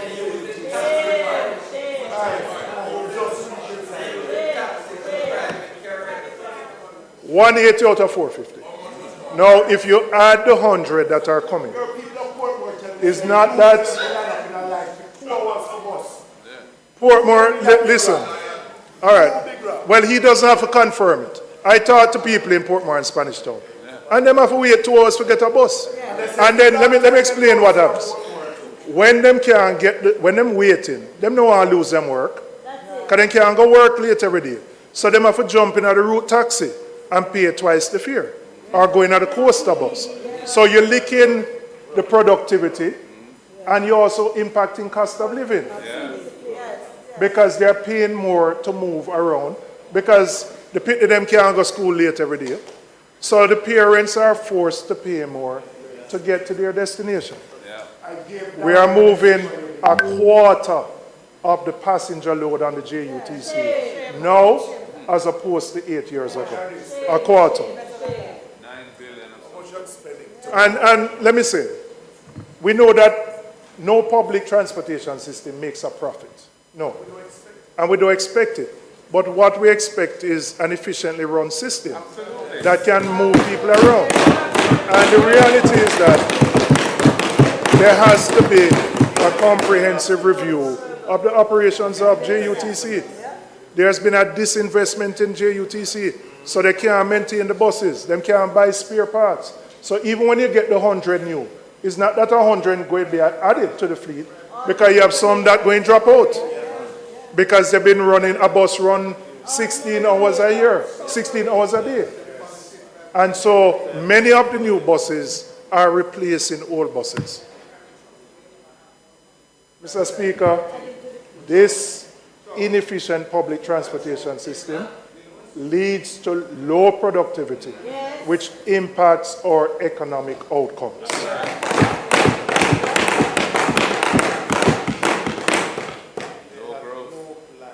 Mr. Speaker, while reinvesting in the JUTC and restructuring its management and operations to a service delivery focused model is necessary, it is not sufficient. Even if we had the best functioning bus system, our urban centers are growing at such a rate that we need to explore other modes of transportation wherever they are feasible. Mr. Speaker, successive governments have looked at different options, have studied the problems, but we haven't necessarily implemented them. And while the idea of a light rail is not a new system, is not a new idea, Mr. Speaker, in our view, time has come for the introduction of light rail. I know the member, he's not here, from Central Clarendon, was a strong advocate of that, of what he called the multimodal system. And give him credit. I know he pursued it, we never got to fruition, but I know he was passionate about that.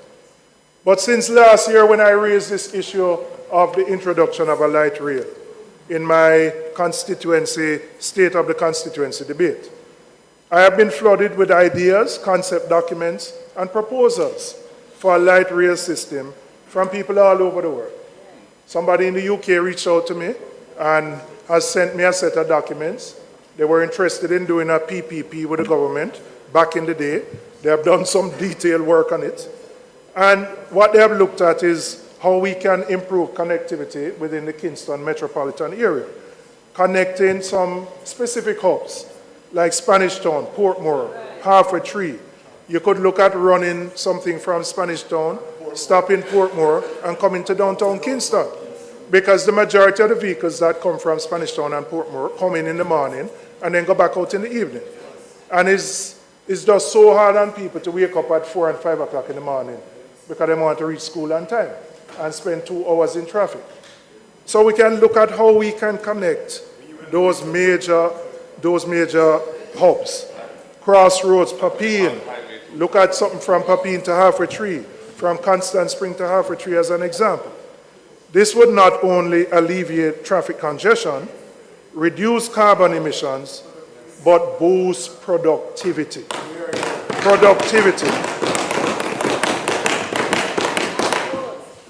So, Mr. Speaker, by providing a reliable and environmentally friendly transportation system, we can enhance our economic opportunities and improve quality of life and contribute to the overall improvement in productivity in the country. Mr. Speaker, I want to turn a little to this issue of productivity. It has been a topic that has been on the tongues of many.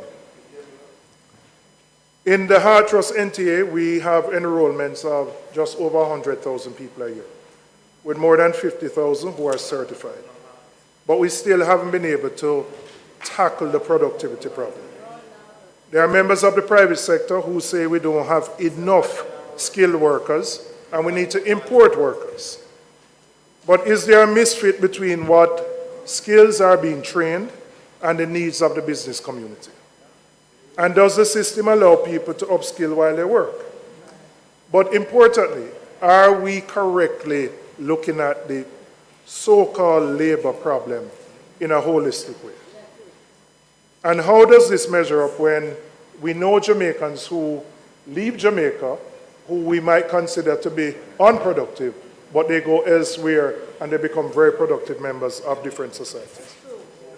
So let's look more at the productivity problem and how we measure labor productivity.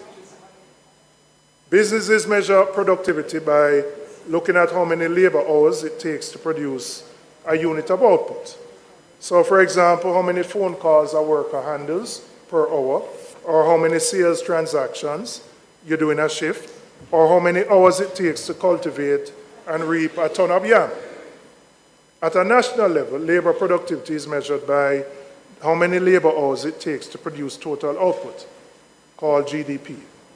By this measure, our financial and manufacturing sectors would be viewed as the most productive. Combined, they employ 8% of the labor force. The others, which would include agriculture, tourism, construction, and the BPO, would be considered in relative terms to have lower productivity. The labor in these sectors will not become more productive by just increasing the skills of the workers. And I want to say that again. The labor in these sectors will not become more productive by simply increasing the skills of the workers. Very critically, the income from the economic activity also needs to increase relative to the effort of labor.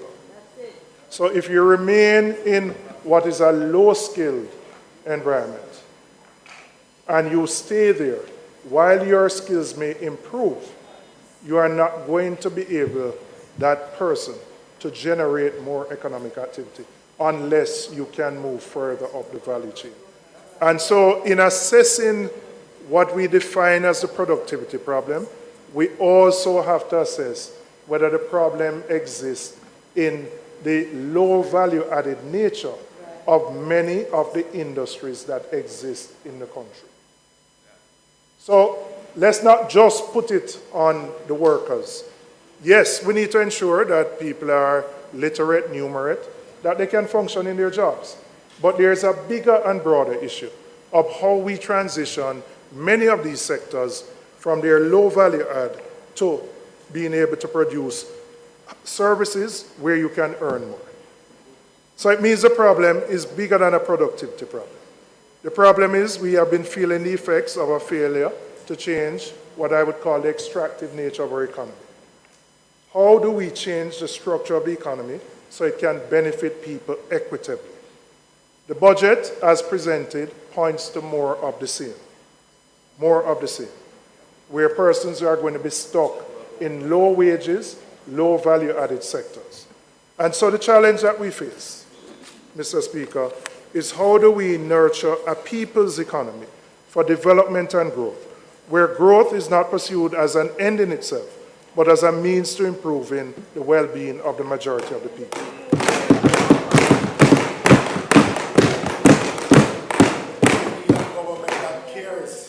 So it means that, yes, we have to pay attention to the macroeconomic indicators, but we do so from the perspective of how those macroeconomic indicators will translate to uplifting the lives of the majority. So it means public policy and good macroeconomic indicators must relate to people feeling a positive difference in their lives. And so, Mr. Speaker, the time has come for a different economic model for Jamaicans. A model which broadens the economic ownership base in an equitable way, which includes considerations for gender equity, people with disabilities, or those who are shut out from the formal sectors. It must widen and guarantee access to basic needs and national resources. It must protect against the impact of climate change, and it must make Jamaicans want to live, work, grow, and grow old with dignity here. I want to talk about what we need to do to leave and transition from the low-wage, low-tech economy. While we welcome the investments in improving physical infrastructure, it is equally important to invest in our human capacity. And the budget as presented is lopsided to physical infrastructure. And I just want to say something on physical infrastructure, Mr. Speaker. We welcome the improvements in and the slated capital expenditure for our hospitals. But I'm saying to the Minister of Finance, we can't make Spanish Town and UA Hospital run the way that Cornwall run. We can't make it run, sir. You can't have a project that starts at $2 billion and end up at $21 billion. And we can't see an end in sight. So I'm saying, as we are spending billions in improving our healthcare infrastructure, please ensure, as the custodian of our finances, that these funds are managed properly. That we have competent people as project managers, that the contractors selected have the experience and the expertise to get the job done. You are spending significant sums on the capital side to improve our infrastructure. But we must ensure that we get value for the money spent. And it's important, as the Minister of Finance, that you play a role in overseeing that. It's not your ministry, but you allocate the funds, and you are the custodian. So, Mr. Speaker, I said this last year. The low-wage, low-tech economic model that we have been pursuing for decades will only deliver what it has been delivering, which is low growth and the negative social consequences. And we know what those are. There's a widening of the gulf between the rich and the poor, and the relatively very high crime rates. And when you hear people say we can't continue so, what they're recognizing is that there's a need for a change in how our economy is structured. So we have to transition from a dependence on a low-wage, low-value-added formal sector that exports primarily raw materials or services in the case of tourism or BPO, and move to a situation where with an estimated 500,000 people who are in our informal sector, which represents about 35% of our workforce. And so while we increase investments in those areas, it reduces unemployment. And we have the lowest level of unemployment, which is at 4.2%. But what happens is, even though we reduce unemployment, it doesn't do enough to raise the standard of living significantly because the jobs remain primarily at the lower end. And yes, there are people who have made the transition in BPOs, in tourism, from not being agents to being supervisors. But they probably represent 5% of the workforce.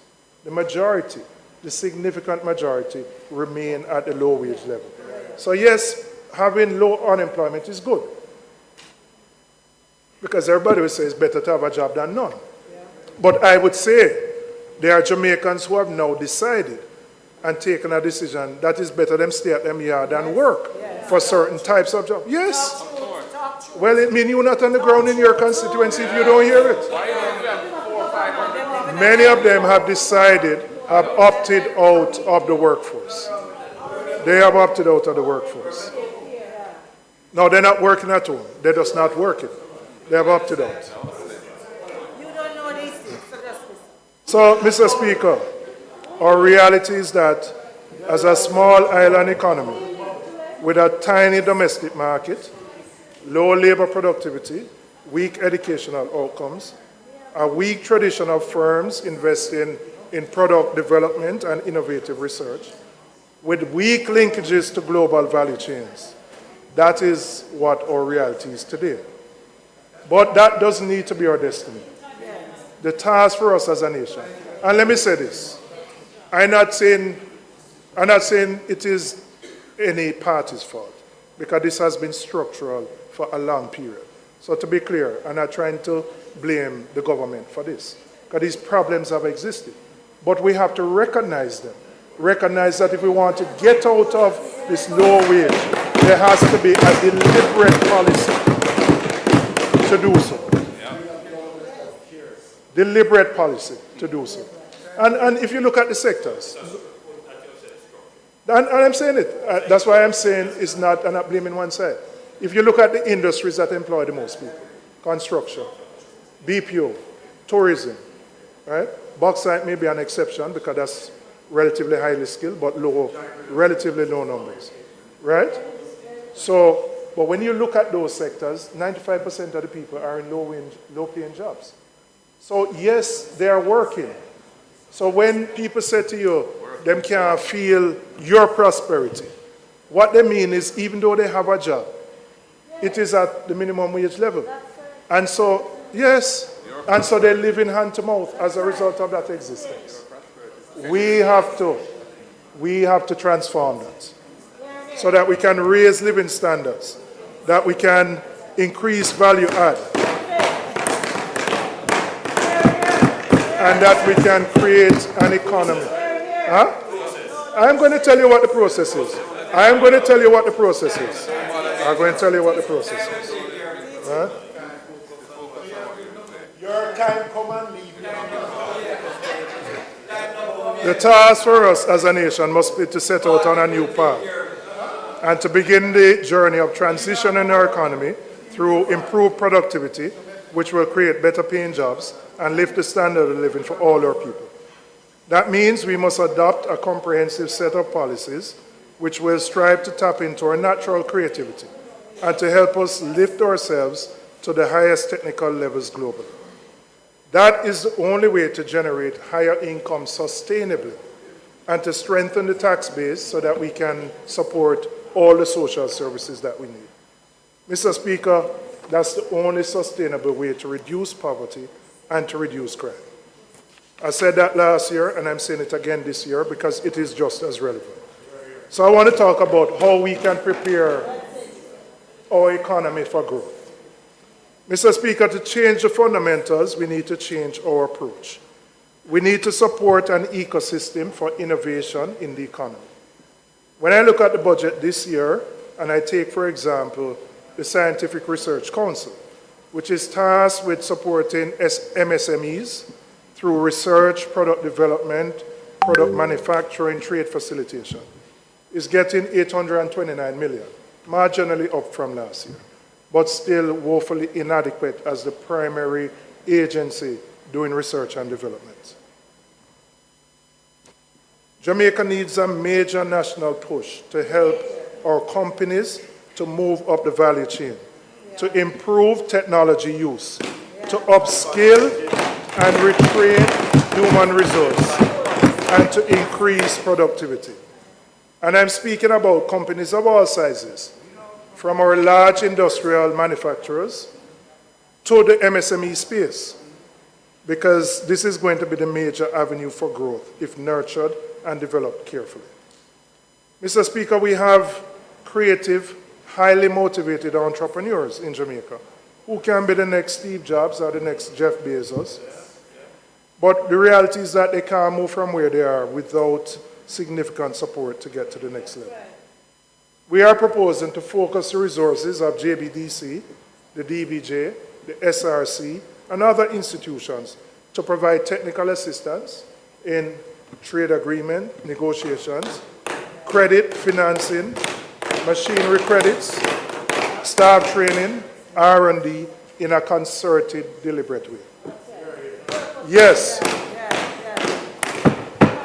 I'm acknowledging that all of these agencies are doing some of these things. So I'm not going to say nothing is being done. However, it's being done in a piecemeal way. What we want to do, it is to bring them together in a focused way, in a holistic way, so that they understand how critical this is to the transformation of a new economy.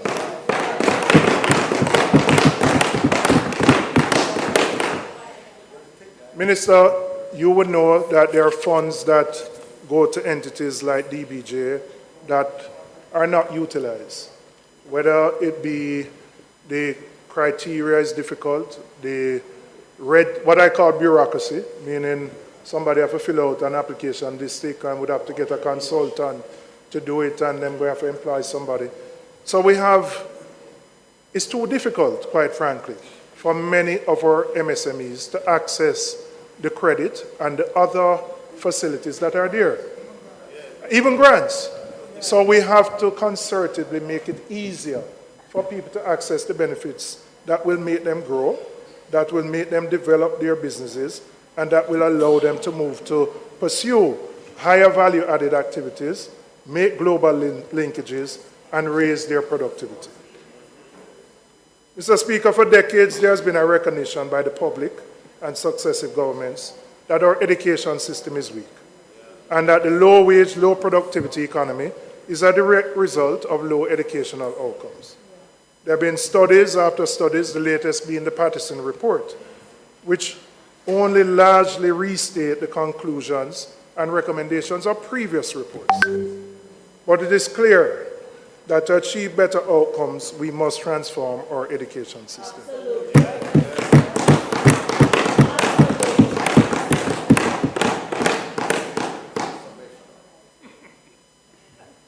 Big Ross, I was waiting for you to say transformational. You only get transformed. You only get transformed when we talk about back row. That is the only thing that transforms you.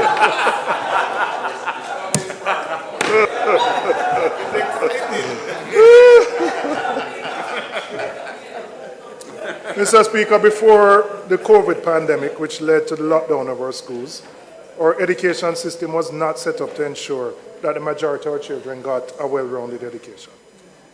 We know that it has not produced the outcomes that we want. And if you don't get into what you might call a good school, and if your parents don't have the resources to send you to a prep school, the unfortunate reality is that the majority of our children do not get the type of education that they need. And that after being in school for 10 years, leave at 15 or 16, in many cases without being literate or numerate, or without having any marketable skill that allows them to contribute in a positive way. There is a measure, using a measure called the Learning Adjusted Years of School, LAYS, L-A-Y-S for short, which combines quantity and quality of schooling to compare educational outcomes across the country. The World Bank determined that in 2020, the average Jamaican received 7.1 years of learning adjusted years of schooling, which ranked us at 105 out of 175 countries assessed. The same report showed that Jamaica the average student lost 1.3 years of learning adjusted years of schooling during our COVID lockdown. Now, Mr. Speaker, what has been the $3 billion budgeted in this year for the capital budget for the Education Ministry is mainly to improve the conditions of primary and secondary schools. The Education Transformation Project aims to construct 6 new STEAM and 1 visual arts performing school by the year 2028-29. But, Mr. Speaker, we have to go beyond that. We have to infuse STEAM in all our schools. All our schools. It needs to become part and parcel of the curriculum. So, doing 6 schools means you're almost perpetuating that divide, so to speak, because you want to attract people to the STEAM schools. You must ensure that STEAM is incorporated into every school. So, Mr. Speaker, I know the Minister of Education has started through ETOC to implement the recommendations of the Patterson Report. But I've encouraged her, and I'm doing so again, those quarterly updates which are provided by ETOC, that those documents be brought here to the Parliament, tabled in the Parliament, and discussed and debated here. Right? It is perhaps the most important exercise as a nation that we are doing. And while I know they do the press conferences, as I mentioned to you at Standing Finance, I must confess that I don't hear this stuff that is being done. And so I encourage you again, bring the reports here, table them, and let us discuss them here in the Parliament.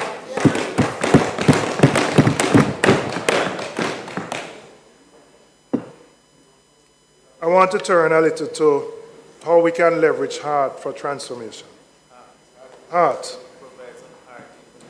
One direct impact of the failing education system is reflected in that 42 years after the establishment of heart, we still can't produce adequate numbers of skilled individuals to satisfy local demand. Part of the problem is not necessarily with heart, is that the problem lies earlier on in the education system, so that the people who get into heart don't have the basic requirements or life skills so that they can be trained. And in fact, some are probably untrainable. So we have to address the issue of literacy both in the current workforce by scaling up programs that HEART already offers, because HEART incorporated what used to be Jamaica Foundation for Lifelong Learning into their curriculum. And that we have the added component of attention to literacy. Now, I say literacy because even if you are on a construction site, there are going to be some instructions, and you are a laborer, that you're going to have to be able to read on your own, understand and comprehend and implement. So the jobs that, quote unquote, we used to say are unskilled type jobs require basic literacy. And those requirements are increasing every single day. So it's important that we as a nation prepare those persons for those types of jobs. So, Mr. Speaker, we are proposing a mass movement to fix the labor productivity through education and training. One that is data-driven and one that is done in partnership with the private sector to immediately upskill the workforce. We also need to catch those who are what I call failing up. There are a category of persons who exit the formal learning system with few or no qualifications. And they fall into the category of what is termed at-risk youth. And every single one of us in here have, to some extent or another, significant parts of our constituencies that represent people like that. And I want to give you an example from the campaign trail. I was with the mayor, and in Franklin Town, we were campaigning. And the current mayor, the mayor of KSAC, that mayor. Right, mayor. That mayor. And there was a young man who was, your Monronian friend. There was a young man who was very disgruntled and was a cuss. You know, the typical, nothing I go on for him, nobody do nothing for him. And I observed the conversation and then I went in. So I said to him, what kind of work you can do? His first response was, me nah do no minimum wage work. I said, what kind of work you can do? And his response was, me nah do no minimum wage work. Right off the bat, that was his first response. I then said to him, what qualifications or skills you have? He said, I have 2 CXC. So I said to him, with the 2 CXC, what kind of work you think you can get? But in his mind, even with the 2 CXC, he has determined that he now does certain kind of work. So while there are vacancies of certain kinds of work, he's not interested in that kind of work. So I said to him, are you aware that we offer through EXED and IUC, which I do in my constituency in collaboration with HUD, a training program where you can go.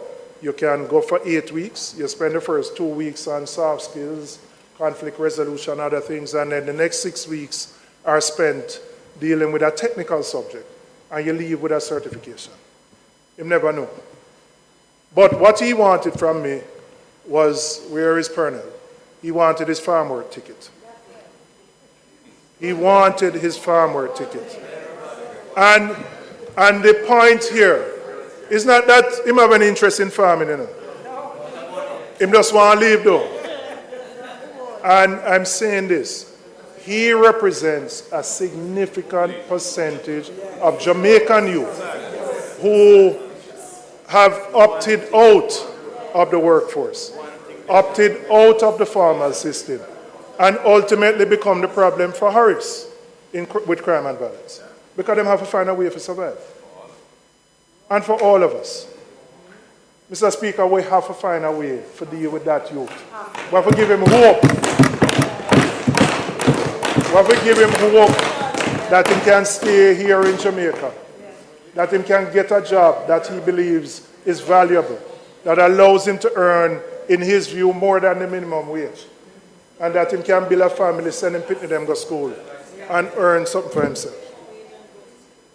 But when you look at the large numbers, the 700,000 who are outside the workforce, a lot of them have made a decision to stay outside. So the reality is, Prime Minister, we don't need to import nobody. Mash down the argument. We don't need to import anybody. We have enough Jamaicans who can work in the sectors. But there's a mismatch. Yes, there's also a responsibility on the part of employers to pay wages which are livable, right? But we have a responsibility to ensure that we train those youngsters in a way that they can contribute positively to the workforce. And right now, there are too many of them who have just opted out. The member from Western Westmoreland, where my family come from, where Greenchill is, We haven't studied the impact that the closure of the sugar industry has had on that side of the country. And I'm convinced that what you experience with the level of crime is related to that. And what have we done to replace that income loss? Right? What have we done? And so your Greenchill Primary, where my grandfather used to teach, locked down for 2 or 3 days because man sent threat. Whenever I send the images and the news of Greenchill to my father and his sisters, them say, them not recognize the place. Marlene, you know it because you went there. Different place, transformed in, you come from George's Plain, so you know. And you know Greenchill School. Places that have been transformed for the worse. But they need intervention. Right? They need deliberate intervention. They need special intervention. Because they become Harris's problem with crime and violence. And no matter how much police and soldier you send there, you can't solve the problem. So we are at one. We believe that we have to invest in the transformation of our education system so that we can have the outputs that we deserve. So, Mr. Speaker, I know some of these things are being done. I ask that standing finance. I run the HARD program through IUC, International University of the Caribbean, and through EXED in my constituency. I'm fortunate that I have those institutions that already provide the training. So HARD partners with them. And those who have the institutions are okay. But I know there are some constituencies that don't have institutions. And they are in rural communities where there is no school that can play that role or no educational institution. And so if we're going to tackle this problem, we have to have a holistic approach. We have to ramp up that at-youth risk training program. Right? It's 8 weeks. It's short enough. The 1-year program, them now cut it again. The youth, them want to do something quick, get them certification and go in the workforce. And so you give them the soft skills so them learn how to deal with each other. Them know how to deal with conflict resolution, how to deal with communication. So it is being done, but it has to be done at a much higher level and a more concentrated level.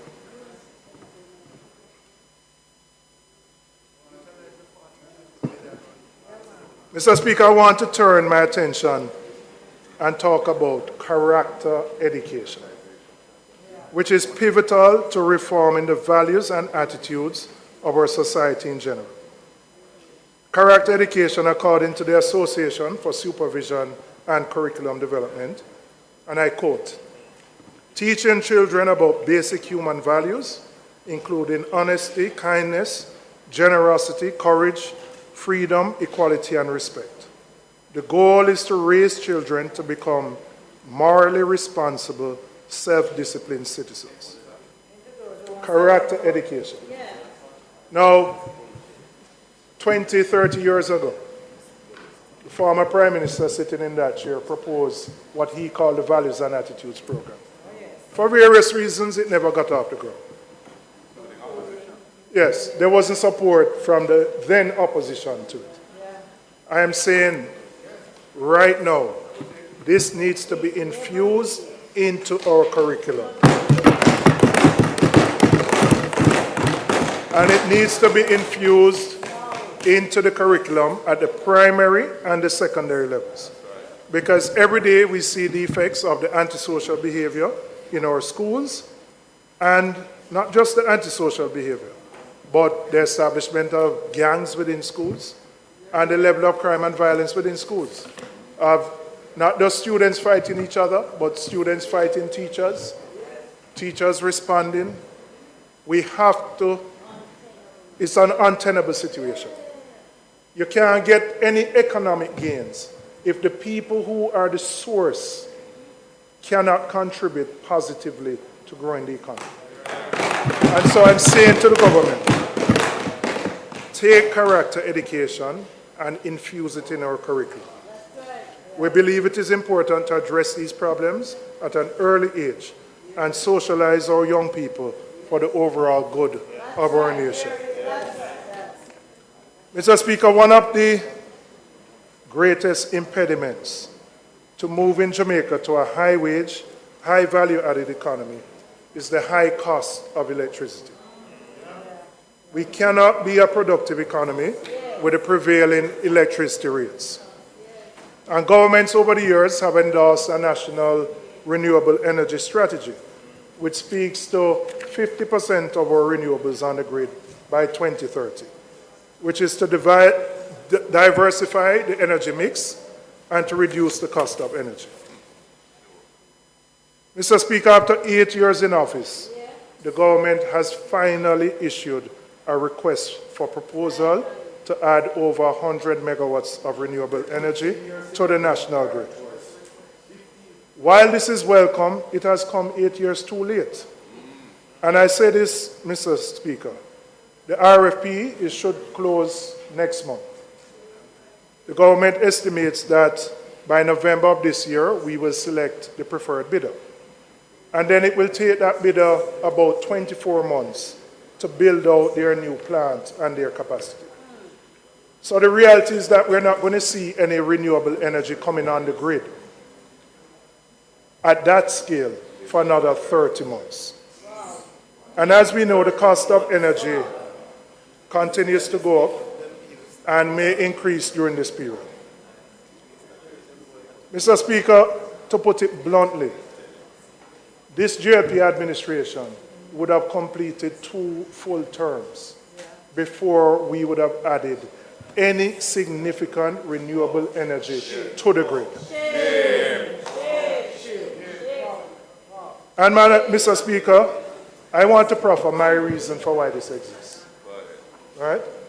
Very often when we look at the impact of corruption, we assess it in monies which may be missing, misappropriated, or which may be gotten in a fraudulent manner. However, we rarely assess the impact of corruption on institutions and the negative impact it has on their ability to deliver on their mandates. Since 2016, we have had 4 different ministers of government who have been entrusted with the energy portfolio. In 2018, after the first minister resigned amidst the scandal at Petrojam, it resulted ultimately in the closing down of the Petroleum Corporation of Jamaica, which had significant expertise in energy and renewable energy. The next minister, who was the Prime Minister, held the portfolio for 9 months, and I believe he did so seeking to bring stability. But the reality is that, again, the renewable energy agenda was not addressed or didn't move forward. The third minister who came took steps to dealing with the governance issues at the ministry, and in a positive way. And I said this genuinely, I've said it to you, and I say it genuinely. And took steps in a positive way to addressing the governance issues. But again, we didn't move the renewable energy agenda forward. The fourth minister, arguably, it could be argued that he has been able to move it the most forward to the point now where we have an RFP. But the reality is, it should never take 8 years for a government to issue a request for a proposal. Should never. Right? And I want to contrast, because sometimes people don't look at the difference in management. When we came in 2012, management, yes, that's what I'm saying. So hear me. Something you don't know anything about. Management. All right? I wouldn't take you on the track, you know. I wouldn't take you on the track. But just hear me on the management now. When we came in 2012, we issued an RFP by 2013, within 18 months of being in office. That capacity was built out by 2016. So you had Content and you had the one in Westmoreland, Retreat, Paradise. Those are the last 2 renewable energy projects. And BMR in St. Elizabeth, in Malvern. Those are the last renewable energy projects, large-scale projects that have been added to the grid. Now, you might ask why I'm talking about this. I'm talking about issues of low productivity, are talking about how we can transition an economy to a high value added one and lack of competitiveness. And there's no way we can compete as a country when we are paying 46 cents per kilowatt hour for electricity. US cents.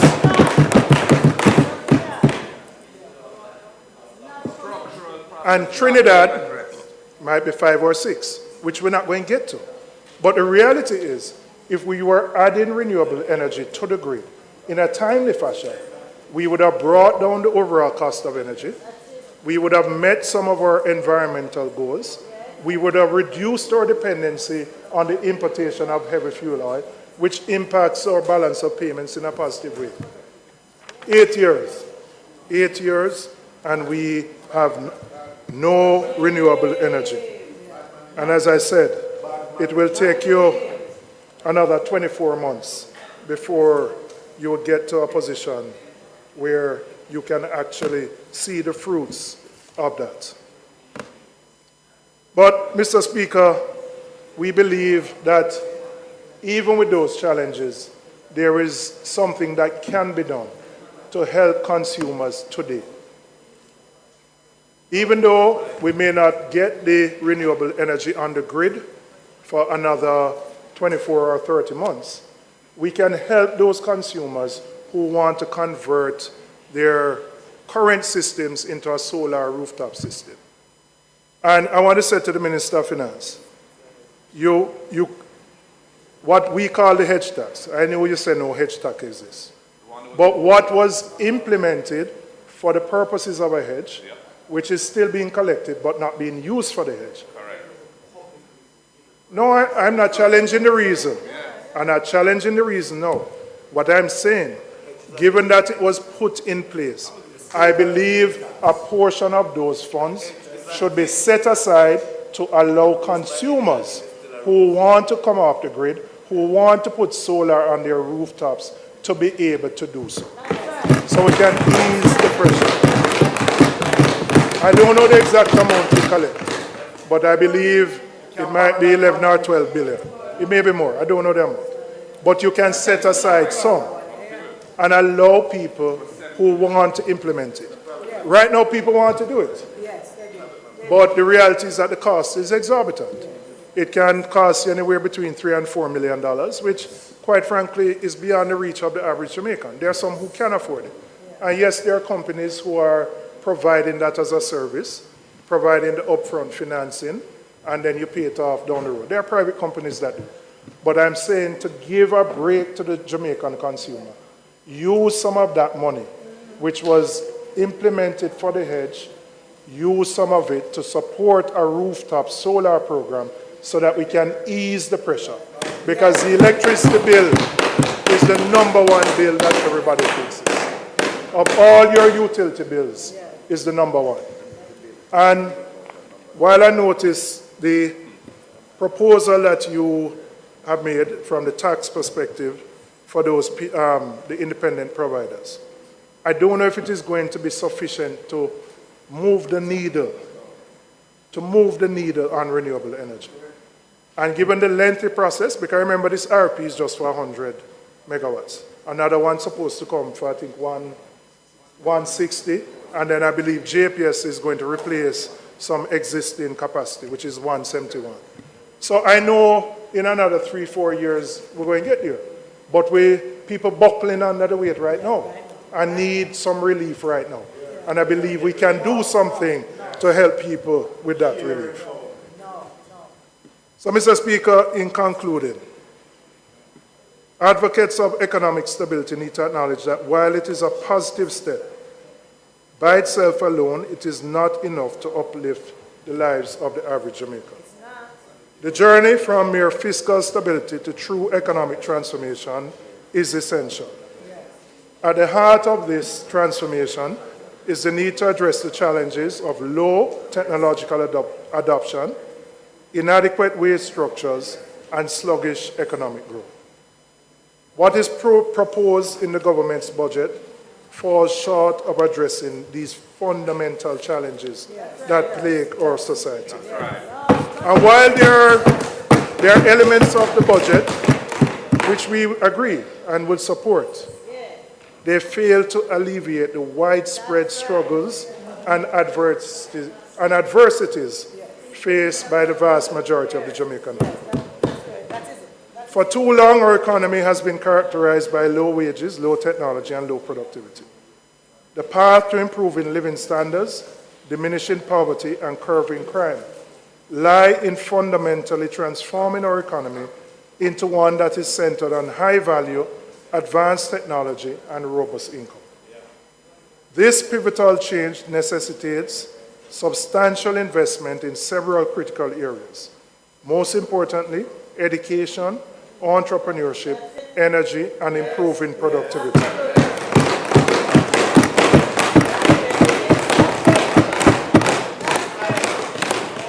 Mr. Speaker, on this side, we firmly believe that fiscally responsible economic transformation and creative, bold leadership are key to break free from the stagnant cycle of low growth that has affected the Jamaican economy, that has restrained our people from realizing their full potential and prevented transformation into a nation of choice to live, work, raise families, and do business. Time come. Time come. We stand ready to take on that challenge. Thank you, Mr. Speaker.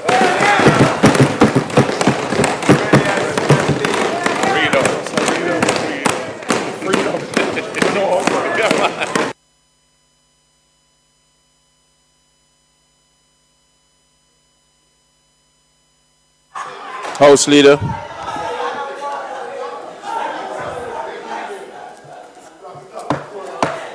Mr. Speaker,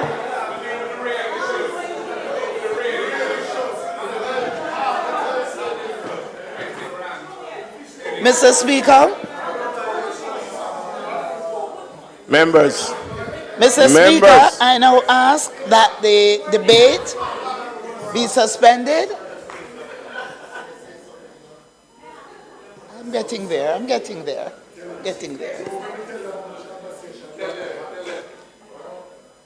All right, calm down. Mr. Speaker, I now ask that the debate be suspended. However, I want to thank the member for his presentation, his very sober presentation, and that we look forward to next Tuesday, March 19, when the Speaker will be the leader of the opposition and member for St. Andrew Southern. Thank you, Mr. Speaker. The question is that the budget debate be suspended. Those in favor?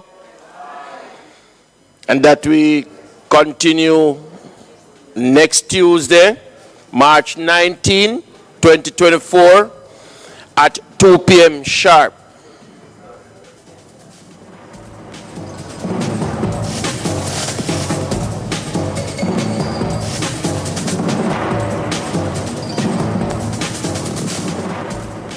You're sure to find just what you want at the Portmore Mall Pharmacy. They offer prescription and over-the-counter drugs, discount to senior citizens, and month-end discounts. All major health cards accepted. They also offer a wide variety of household and gift items, cosmetics, and customized gift baskets. Open Monday to Thursday, 9 a.m. to 8 p.m., Fridays to Saturdays, 9 a.m. to 9 p.m., Sundays, 10 a.m. to 5 p.m., telephone 988-7639. Portmore Mall Pharmacy, bringing more